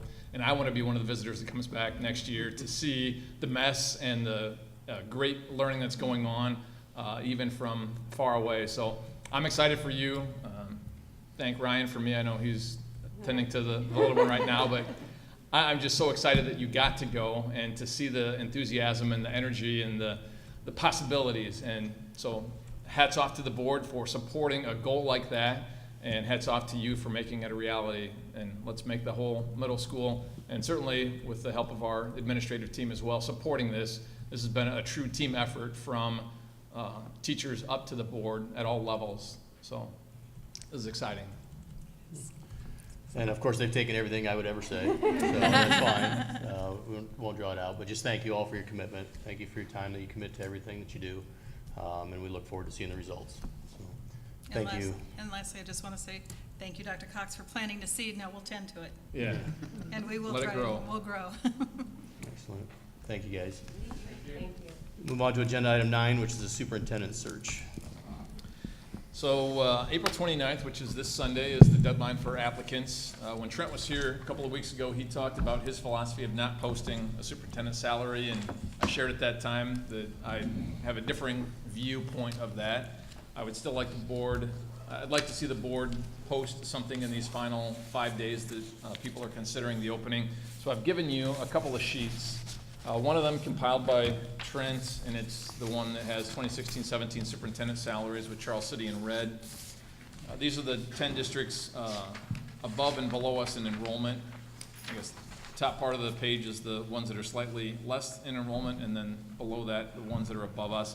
This is also from 16-17, so it's last year's data. It's not this year's data. The Iowa Association of School Boards doesn't have that up yet. And you can see that the average from these 20 districts or 21 districts would be $159,080. And that's just the salary. That doesn't include annuities or any other benefits. I put together for you on the second sheet a list of searches that have been completed this year. I do this on my own time, just so that someone watching doesn't say, why was he spending school time doing that? I just do this. And you can see, and it's varying sizes, as small as 600, Heartland, Melvin, Sanborn, or Newell, Fonda, Albert City, Truesdale, up to Ames. The ones that are completed, the data is there for, the annuities, searches in progress, and the salary that it's listed at. And those tend to be all Ray and Associates because they always list their salary. And the average came to $154,214. And then there's some districts that are currently searching, don't have data for, and I also gave the Northeast Iowa Conference current salaries. The average is $159. Note that my salary is $156 with an annuity of $7,872, and I've done that. So with whatever the increase was that you had approved, the same as the teachers, I chose to put more into an annuity than I did into salary. So there's 164,000 is what you're currently paying for my services. So this will be an opportunity for the board to say, yes, we'd like to set a salary or a salary range, or to say, no, let's let it ride until we look at candidates and bring people in and then negotiate with them individually. Well, negotiate with your final candidate individually. I have looked at other search agencies that we would have available to us and throughout, and they do list a salary. So I don't know why we wouldn't follow the trend of what the other agencies are doing. They've all been in business from anywhere from 10 years to 40 years. This last week, since we have a good push, I mean, I don't know how it would adversely affect us. It may take somebody off the plate if that's what they're concerned about with money. Well, then why spend the time and put your application, why should we spend our time with their interview, just to find out we're not gonna offer them enough money? I think that, we all know that that's a very important part of it. And its range is right up there with everything else, so in putting all the other important ingredients, I think we need this ingredients also in our posting.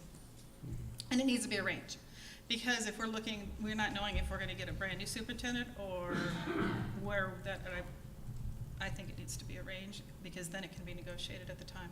That still gives us some negotiation, some leeway to negotiate. Additional thoughts? I think there's a challenge to setting a range, because if we hire a superintendent with 0 years experience or 1 year's experience versus someone who has, you know, Dan who has five, excuse me, or somebody who has 25 years of experience, they're gonna have different, we're gonna wanna have different compensation packages based on years of service. Not necessarily years of service. I would assume that someone who's been a superintendent for 25 years would have a different experience than somebody who's been a superintendent for 5 years. Or 0 years. Or 0 years. I mean, that is a valid thought there with that, We're putting ourselves in a box. Yeah. Just my opinion, but I will support whatever the board decides. That's why I said a range, so whether in the range, and that's where the range would come in. So if we have a new superintendent with zero experience, they would be at the We'd bottom be guaranteeing them of a the set range. amount, right?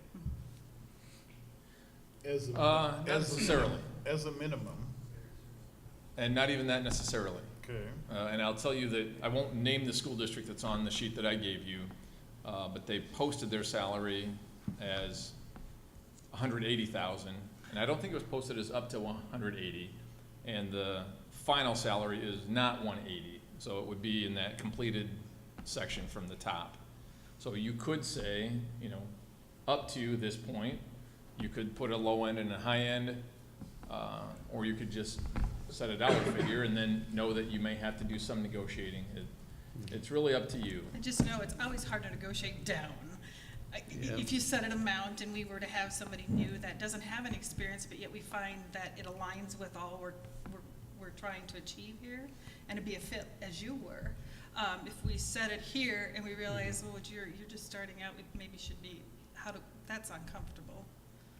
Right. Yep. And just knowing where those levels are is not anything that any of us have any experience with, of course, and what an attractive package for a district like this is, for the different levels of experience, for the different assets each candidate would bring to the table. You know, it's kind of where I'm at, could be a wider range.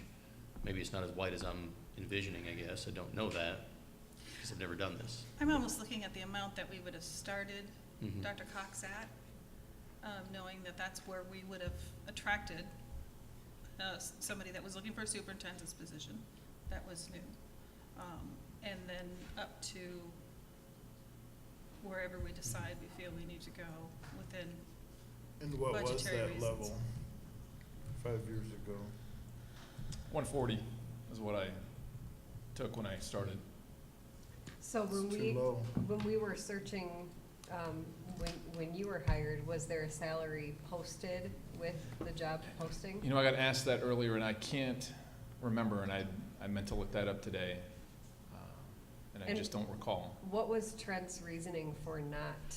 He says we don't do it for teachers, so why would we do it for any other position? And my response would be, because you're looking for a CEO, and if someone's going to uproot their family to come be the CEO of your school district, they're not going to do it unless they have a comfortable idea that they'll make at least as much as they're currently making or more, unless they're just, you know, really desiring to get out of their current location. So Dan, if I could summarize, maybe what you're saying is that them putting themselves out, there's a tiny bit of concern if they say, I'm interested in leaving where I'm at, and now I found that the salary that I'm making doesn't align with the salary that I want or I expect to get if I move. Right. And so now I'm kind of in a difficult position. Right. And we do actually put it up for teachers because we have a salary schedule, right? So if you're a first-year teacher graduating and you have this experience, you know where you're going to start. Or if you have 10 years experience and BA 24, you can look it up. You know where you're at. Depending on what the district will accept for outside experience, but yeah, Yeah, the political capital is the other part of why I think it's important that, you know, I have 5 bosses currently, and any other candidate's gonna have 5 or 7 bosses. And if you're gonna reach out and say, hey, I might be interested in this other position, that's an expensive political capital if you apply, interview, and don't get the job. Or if you, it doesn't align with where you want to be. Right. Yeah. Yeah, I understand. Conference school-wise, I think it's difficult comparison, not knowing how many years of experience, how many years at the specific district. You know, whereas, like I said, with yours, you started and have advanced. Some of these districts have probably had longer standing superintendents than others. Howard Wynn's brand new, right? I can tell you, so Al McKee is 13 years, Decorah is 25, Howard Wynn, it's his first, New Hampton is 6th, Oline is his first. Try to think now when Dan left. First or second year, I'm gonna say first. Sure. And Waverly Shell-Rock, let's see, 4 and probably 8, probably 12 years. So I think you see a wide range from the 1 to 2 years to the 25 years, even with that. So you're in the mid 140s to the 170-ish mark. Is that kind of a range that you're thinking to establish, you know, as a thought with that? I mean, that does cover some ground there.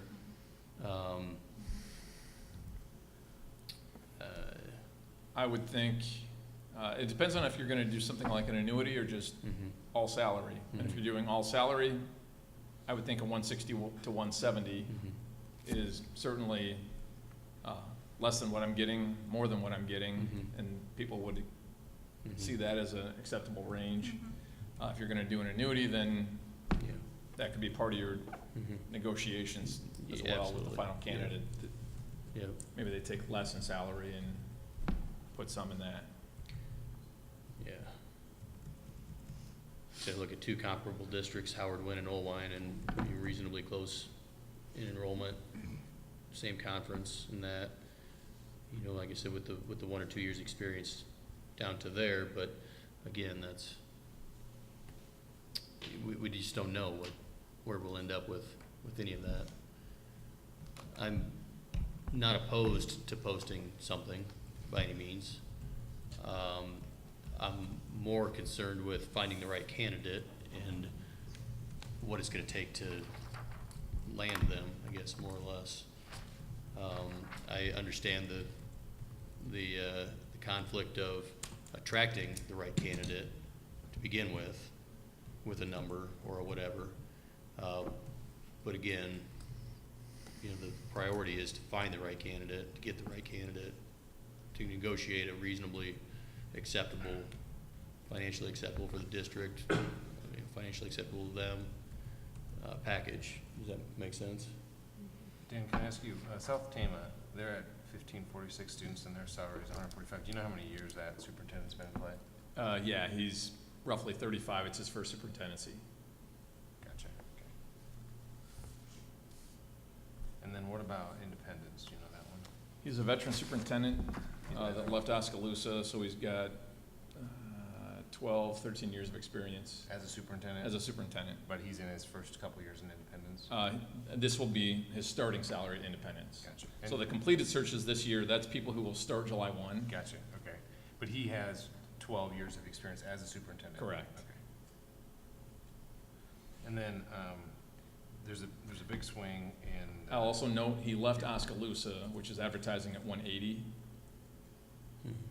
and went to Independence and accepted 155. So he left a higher paying job to go and accepted 155 to go to Independence. Okay. Okay.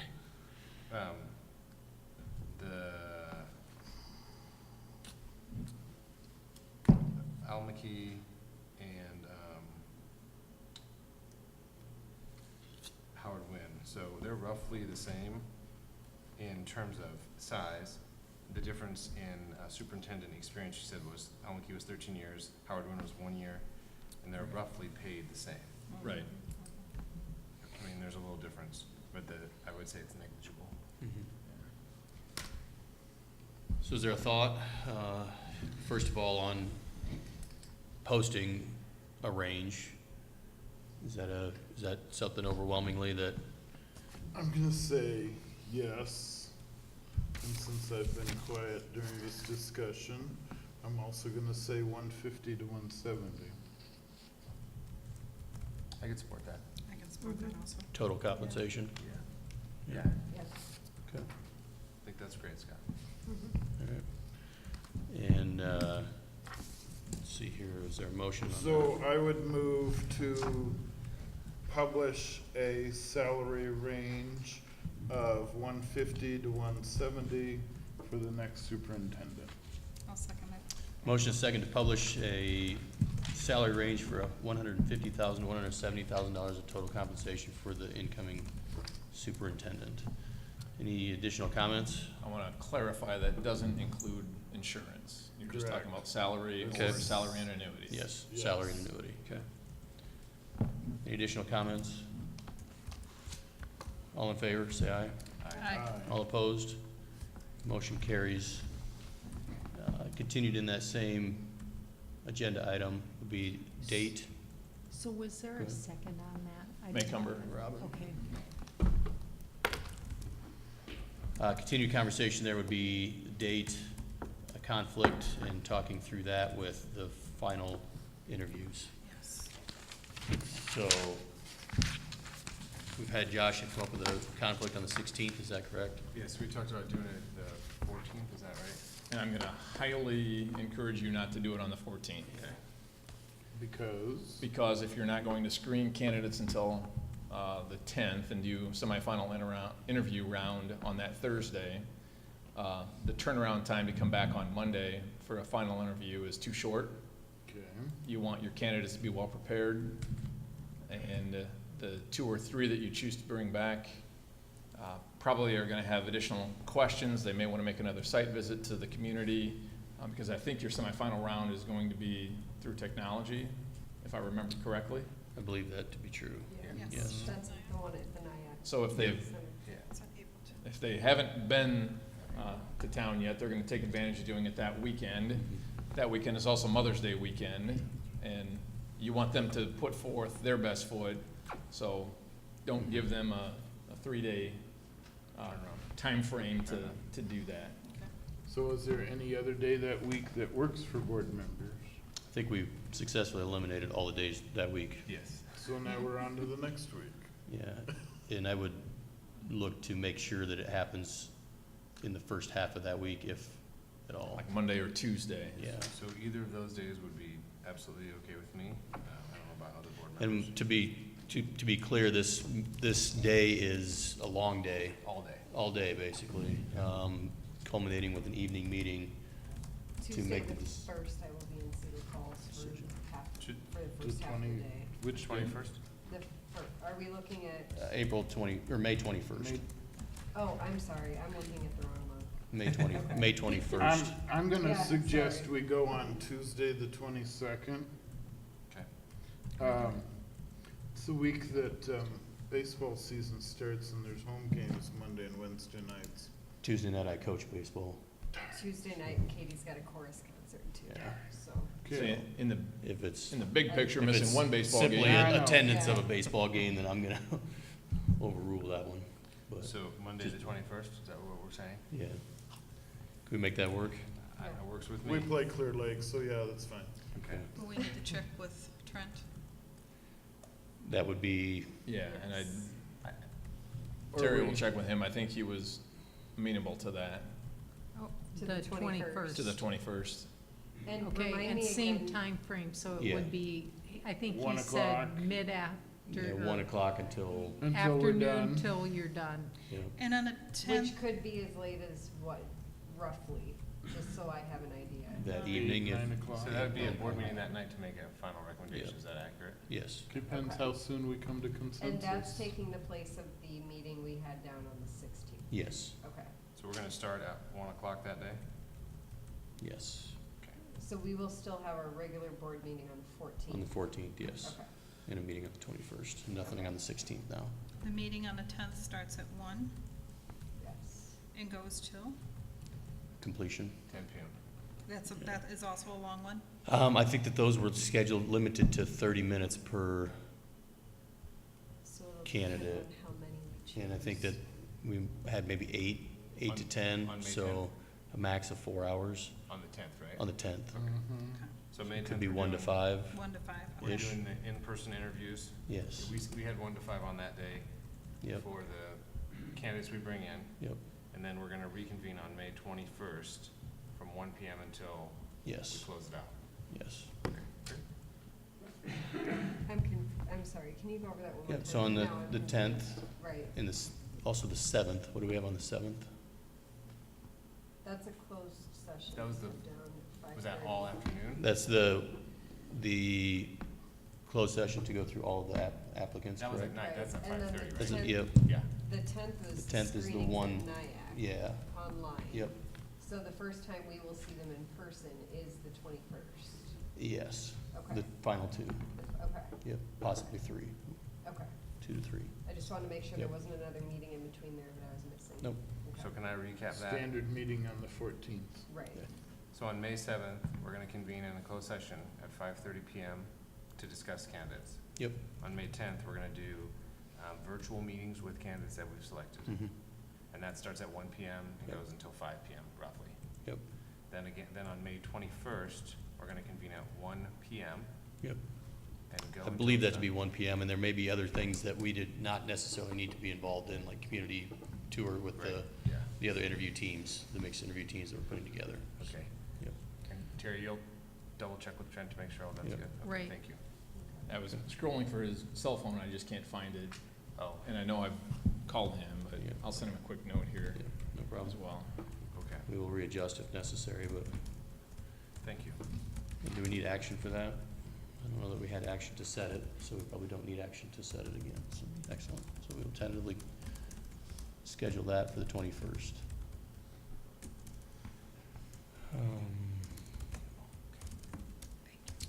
Anything additional on this agenda item? Number 9? Yeah. No? Nope.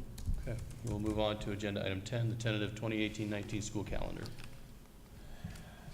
A little bit small on your screen back there, but the big points of the calendar, it would have our staff, our new staff coming on August 15th and 16th. All staff returning on the 17th. The first 4 days would be professional learning, work days, and first day conferences as determined by building principals. We have a lot of things we do, 512 and K4, they would set which days are which purpose. Students would start on the 23rd. Again, by law, that is the first day that school can begin. That's a Thursday. And you will see that it ends on May 30th. There are 174 contact days. Makeup days, unlike this year where it says the first 3 will be forgiven, this one does say that the superintendent will recommend to the board whether to make up missed days at the end of the school year or convert some professional learning days into school days. That's an option that we didn't have this year. So all of the blue dates that are up there, if there's a snow day, say February 11th, and the superintendent wants to recommend making the following Monday, February 18th, a school day instead of a professional learning day, then he would recommend that, or she would recommend that to the board for approval, and there would be that flexibility. November 21st, which is a vacation day, that's the Wednesday before Thanksgiving, and January 2nd, also a vacation day, could be converted into school days if you ran into some trouble like we did 2 years ago with the flooding in the fall. Yep. And you wanted to try to make those up before you get into the winter time. Length of the instructional day doesn't change. Conference is still twice a year. And I think that those are probably the highlights of the calendar. Do you have an idea on what number revision this is? This is number 7. 7. Yeah, so we've had many iterations with staff and, taken a lot of input. Certainly, there's always somebody who wants one small change here or there. This kind of takes the bulk of what has been requested and puts it into a calendar format. That back-to-back days in October of no school, is that this? Oh, thank you. So October 5th and 6th. On the 5th, there's an all-day workshop in Cedar Falls at the AEA on standards-based grading. That's a push that we have at the 512 building. Actually, across all grades K through 12. So teachers would go on the 5th, and then the 6th would be the deeper implementation back here in Charles City. So you've had 8 hours to be immersed in standards-based grading. Now what does it look like in your department, in your building, in your team, whatever your context happens to be? Excellent. You're referring to October 8th and 9th? Yeah. 8th and 9th, okay, thank you. 8th and 9th. Thank you. Tell you what, for the audience, the box is shaded blue and the number is black in it, and so it's You're a fine. challenge to see even with glasses on. October 8th and 9th. Okay. Any additional comments or questions? Just looking at the upper left-hand corner for hours of instruction, why would first semester have more hours than second? One of the arts of putting together a calendar, because it's both art and science, is that you want quarters to end on Fridays, you want semesters to end at logical times, and the staff at the high school specifically has requested, they don't want the first semester to come to an end 5 days after we came back from Christmas break. So instead of ending it on Friday, January 11th, it now ends on Friday the 18th. So hence a longer first semester and a shorter second semester. Most of our classes are year-long anyway. There's not a big push to have them be exactly equal. If we, took out a couple of professional learning days and shortened up Christmas vacation, or if we took out spring break, we certainly have options to make things a little more equal between first and second semester, but those are things that also rise to the important level for folks, whether it's, a specified number of days for winter break, whether it's the fact that we have 5 days for a spring break instead of just, maybe a Friday and a Monday like some other schools do. And as you heard from our Deeper Learning Conference, we spend a lot of time and money investing in our professional growth of our staff. And this calendar reflects that as well. Yeah, some of those things you just mentioned are never gonna change. I hope not. Length of Christmas, break, winter break, spring break, professional learning days, they won't change. You just see that the first semester is longer in hours, and I'll get the question. Yeah. So, I also will point out that parent-teacher conferences count as 16 hours of instructional time, even though there's no instruction going on, but that's a state rule that allows that to be counted as such.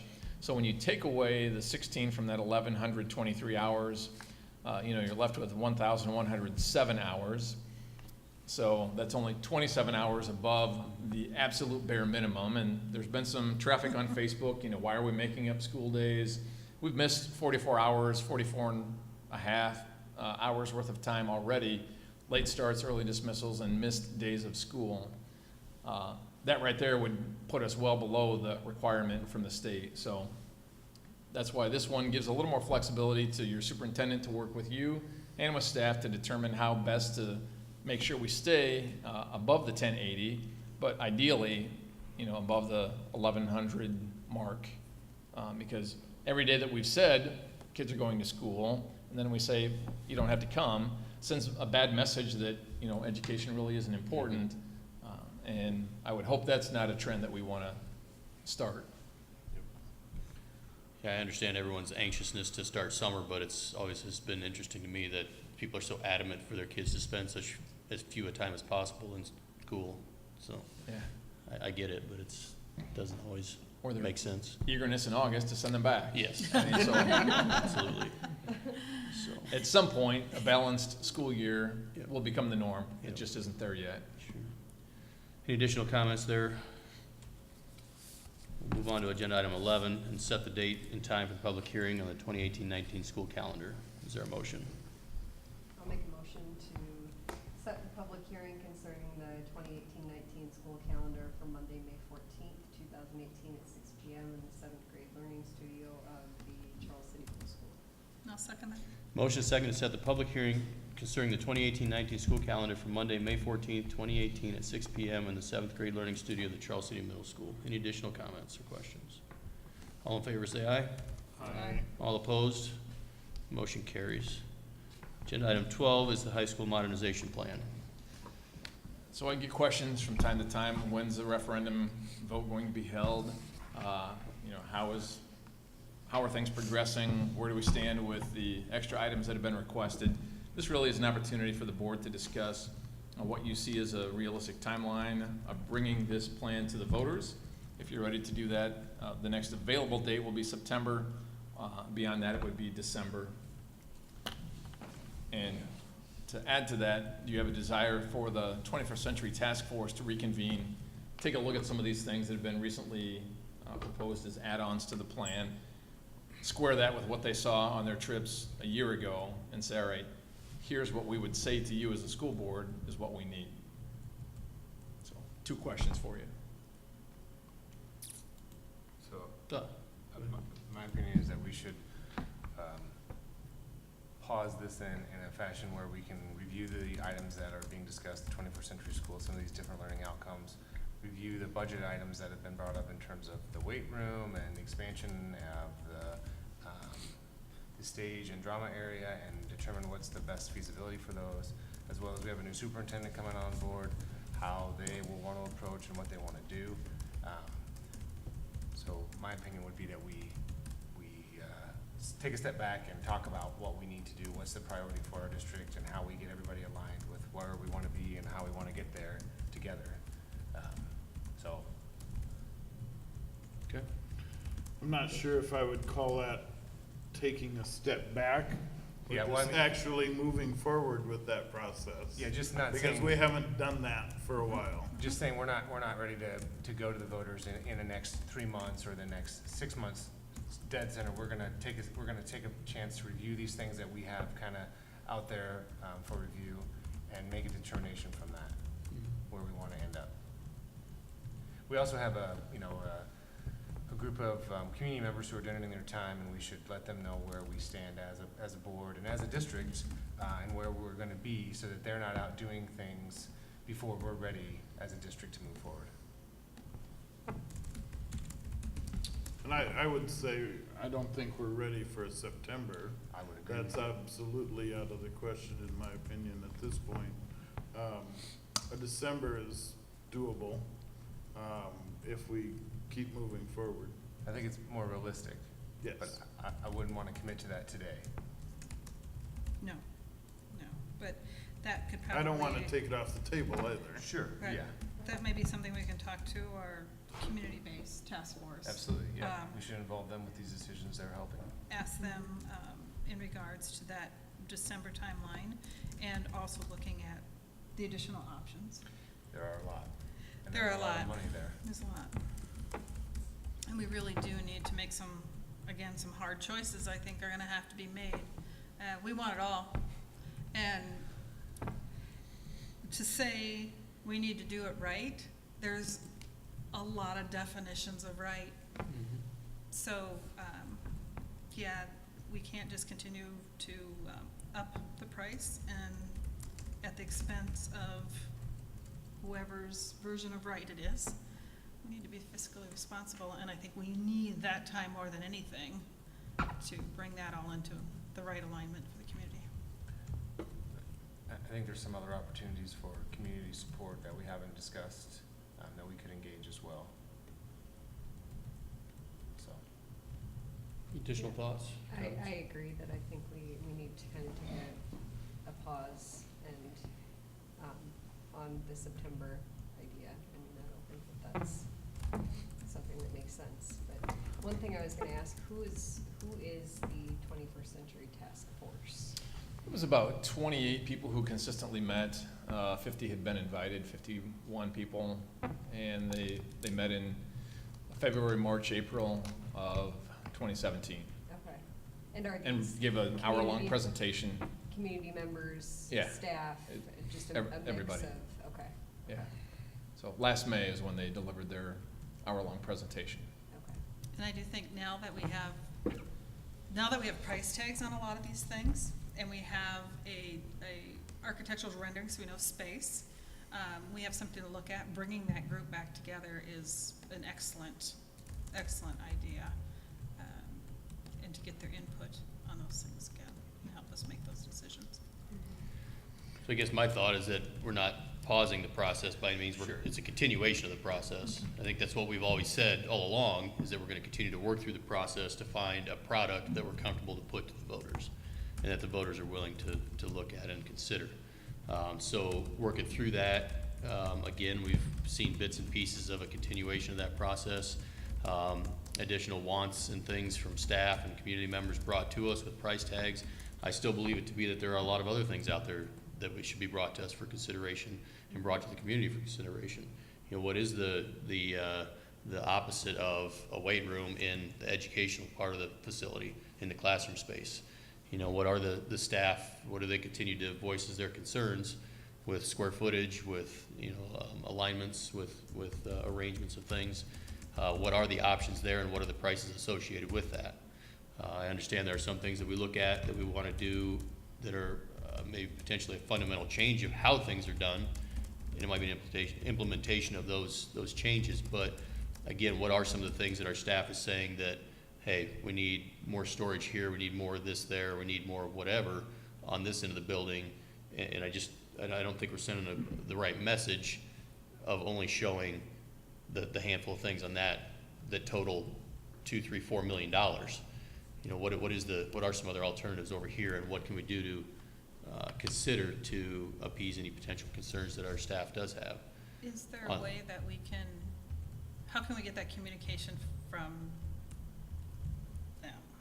Yeah, I was gonna say, the things that we've discussed or have been brought to the table in the last several months were people who voiced concern and questions and asked questions and wanted to know why their areas weren't included, or how could they get more in a new school. Have we heard any, if you're asking this question about staff and education, how do we, have you heard from them? Are they quietly expressing concerns? Do we need to go out and solicit their concerns or their information? Or is administration taking care of square footage and closets and whatnot? Plus some of this, as far as total, where everything is and what's my closet size going to be, will definitely become to fruition once a bond passes and we move forward with actual renderings as to what it is we will put to bid to build versus conceptual design and how much room do we have. So I'm not sure where to go. If you're hearing things that I'm not from staff, then we need to find a way for staff to express themselves. Or are you hearing a minority of staff expressing things? And I don't have any answers, I just have questions. How do we go that next step to ensure that staff feels like they've had enough say in the input for a design and or square footage?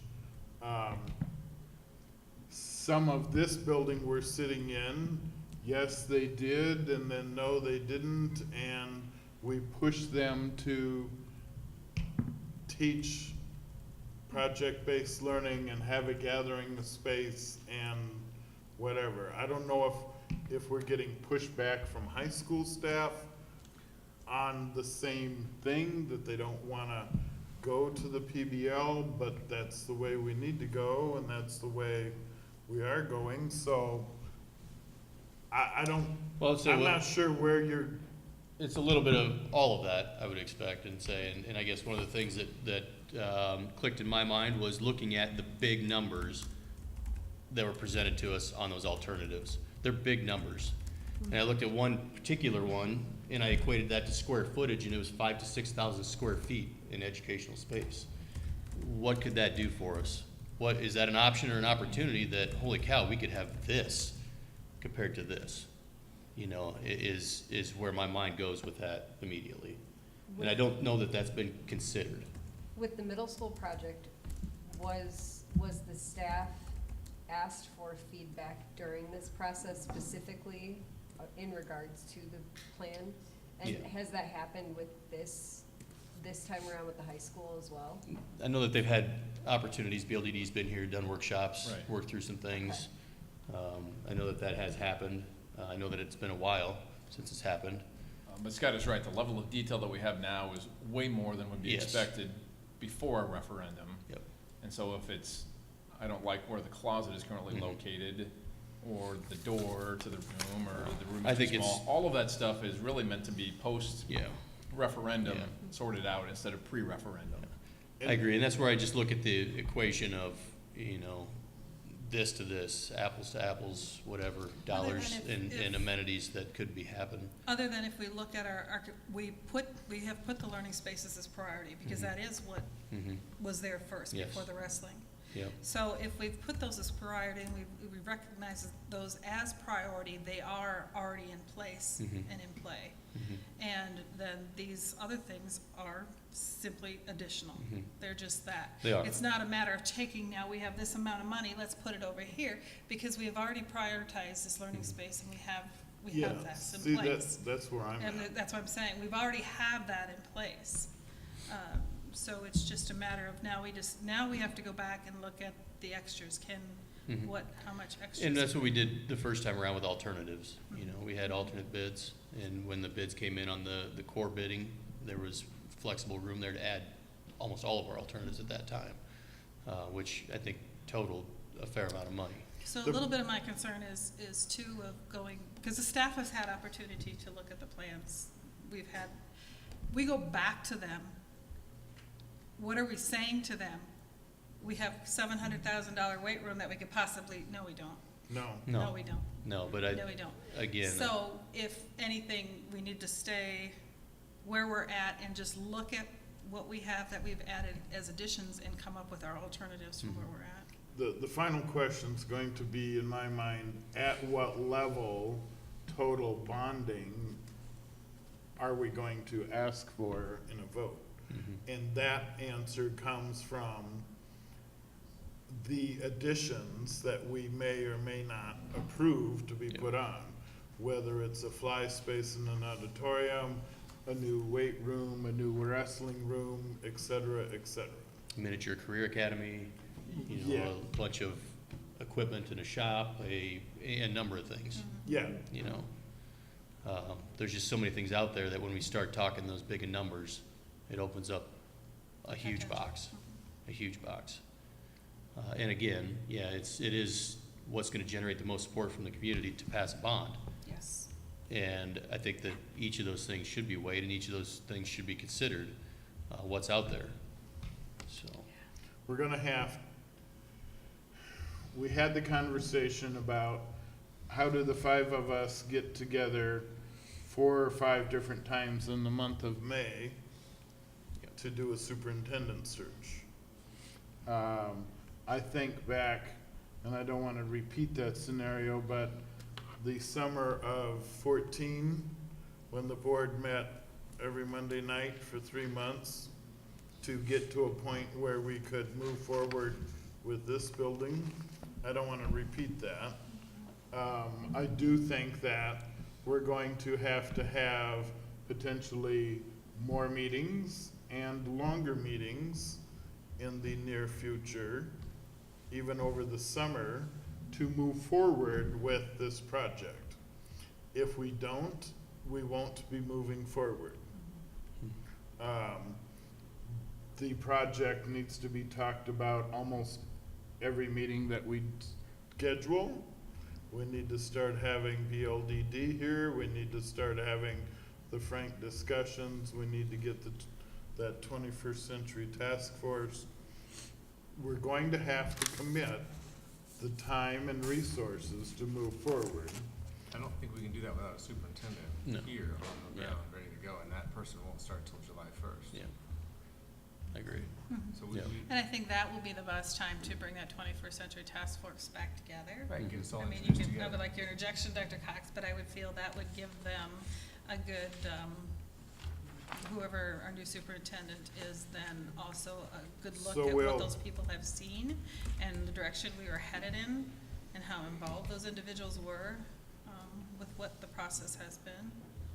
So you might have to wait till July to hit the ground running, Scott. That gets I us might- past- Fine. I might offer a June. I would get not doing it in May, because May is gonna be very busy. Mhm. I would offer doing it in June, because you'll have the new person hired. Okay, He or she could make the trip over excellent. and attend a meeting with me, with the committee, and kind of get, Excellent. caught up to speed there before it's turned over to Thank him you. or her to Imagine, take the ball and run with it, yeah. unlike the last superintendent we hired. So, I got hired late, and so that He was showed a up as soon different, as he could. different context, but I would suggest June and let some transition time happen right there with that, because I think that would be really beneficial. With that part of the process. Right. Yeah, because the longer we wait, we're looking at next spring or summer then. I think that's something we can surely talk about. Yeah. And I think whoever that- comes on board, whoever applies, whoever we interview, whoever we hire, already knows we're in the middle of this process. They should. Well, They they will. shouldn't be applying if they're not reading anything on the internet. They will. They will know. They will learn it very quickly. They will learn it Yeah. very quickly. So They I think should that be would be able a- to step in Yeah. and assist us with the Yeah. process administratively. I think we've all kind of covered some ground here, sufficient for tonight. And we'll just go ahead and move on if there's any, unless there's any objection to that. Thank you for the conversation. Move on to agenda item 13, Food Service Management Company RFP. So we put out an RFP, and 2 food service management companies returned it, and it would be to have the food service management company take over operations of all aspects of our hot lunch program. We had a team that reviewed the RFPs that were submitted, and the recommendation that has been sent to Des Moines to the Bureau of Food and Nutrition has been approved by the appropriate personnel, and the recommendation would be to maintain Taher as our food service management company. Terry can give you the specifics on numbers if you're interested in that. What's the current, I'm sorry, Chair, please. The board received a handout of the tabulation of the results from the 2 companies. What's the current contract we have with, is it Taher or? Taher. Taher, with Yeah. Taher. Taher. What's the current contract we have with them? Currently, they run our program, but we have all of the employees. Gotcha, so it's kind of a Except for the hybrid. director. Okay. So now we're saying the employees will become employees of Taher rather than being school district employees. And what's the contract that we RFP'd for? Was it 1 year, 3 years, 5 years? It's, I believe, 1 year, but you can renew it each year. And so option to renew. Mhm. Without, Four You know, more and times. unless- 4 more times, okay. Before it has to be put out to bid again. Okay. Right. So up to 5 years total. Yeah, Okay, thank you. if both sides are happy. Right, yeah. Yeah. So we could terminate after 1 year. 1 year if we terminate. Or they could, Or they, yeah, yeah. yeah. What is our current fixed price for lunch? I think it is $1.90. No, according to this, the That's fixed total price. cost to us, I expect, with labor and everything. Oh, the prices on here Yeah. are for labor and everything. Okay, so it's not apples to apples, Right, No. old contract to new contract. correct. The old contract is a lot less because we paid staff. And So what are we this, charging for Student lunch? lunch? Same.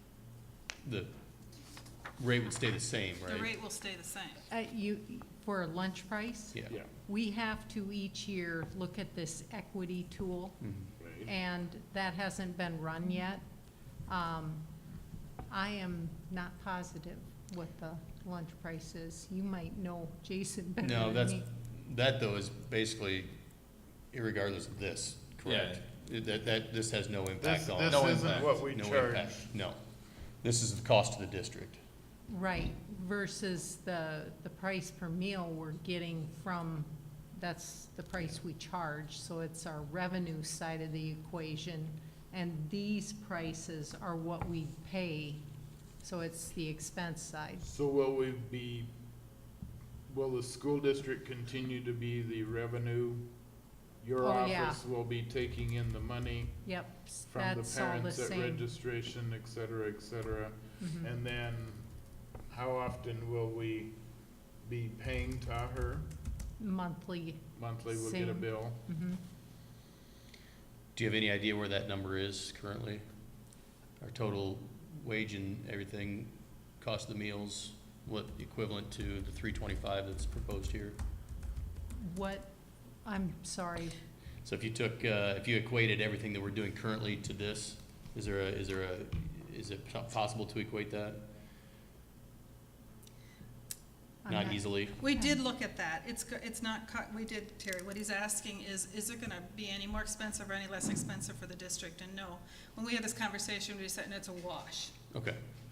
Correct. And there is, again, a profit guarantee. Okay. Associated All right. with That's just all like that- there was before. Good. Yep, Excellent. Basically, what we would have been paying in wages and Yeah. benefits is now just gonna be going to Yeah. Taher in a different form. and the Yes, profit. yeah, absolutely. Profit guarantee is actually more than what it Was before. had been. Okay. Oh. Excellent. Just for reference, I looked and it's $2.60 a meal for lunch, just so you know. Any additional comments? Thoughts? Is there a motion? Is there a motion, or see that we're waiting? There is We no have- motion there- yet. Well, The it's an action recommendation. item, and the recommendation we received was to move forward with Taher, correct? Mhm. I'll make a motion that we hire Taher as our food service management company. Second. A motion is second to hire Taher as our food service company for the next fiscal year. Any additional comments or questions?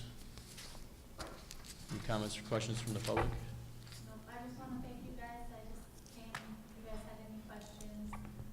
I'm the food service program coordinator with Taher. You want to run over to the microphone, please? Just quick, sorry. Our television audience can't hear you.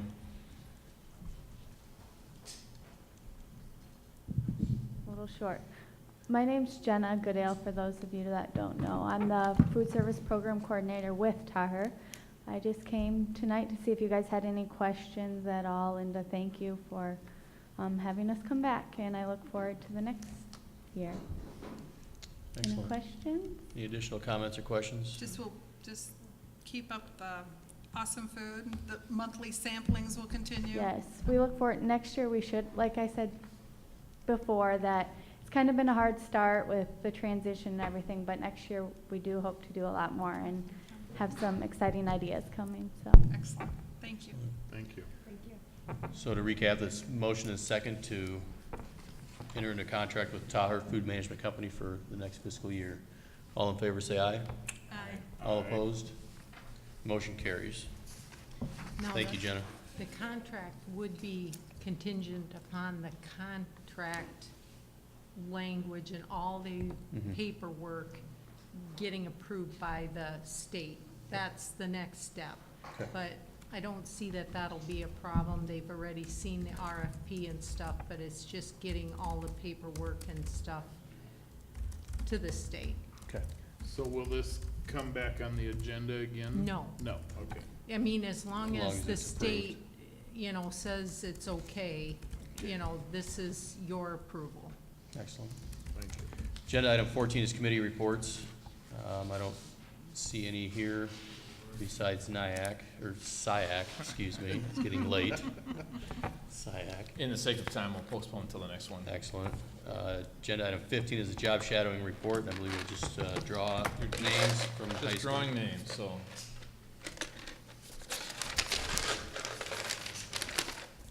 Item number 26. 26, so you will be shadowing Jessica Nelson, special education. Draw again. Josh, if you could please not share. I would like number 3, please. Number 3, Darren Bolin in business. Thank you. 35. 35, David Vovis, instructional coach.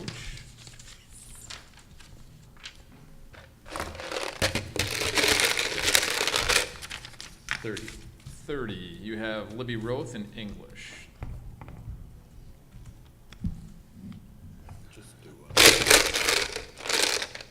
4. 4, you're gonna learn some German, Scott. Marilyn Butcher. You can just drop it. You ready? Okay. 16. 16, Steph Herval, science. Okay. And we will let Fallon pick one if he's able to All right. do that. Agenda item 16 is the consideration of the consent agenda. Is there a motion? I'll make a motion to present the consent agenda items as listed. Second. Motion is second to approve the consent agenda items as listed below. All in favor say aye. Aye. All opposed? Motion carries. Agenda item 17, there's no correspondence and miscellaneous. Actually, there is. Trent has emailed back, and the 21st does work. Okay, excellent. Thank you. Agenda item 18 is important upcoming dates. Again, Drive for Your School on Saturday, applications for superintendent due Sunday, and then our next regular meeting is the 14th. Excellent.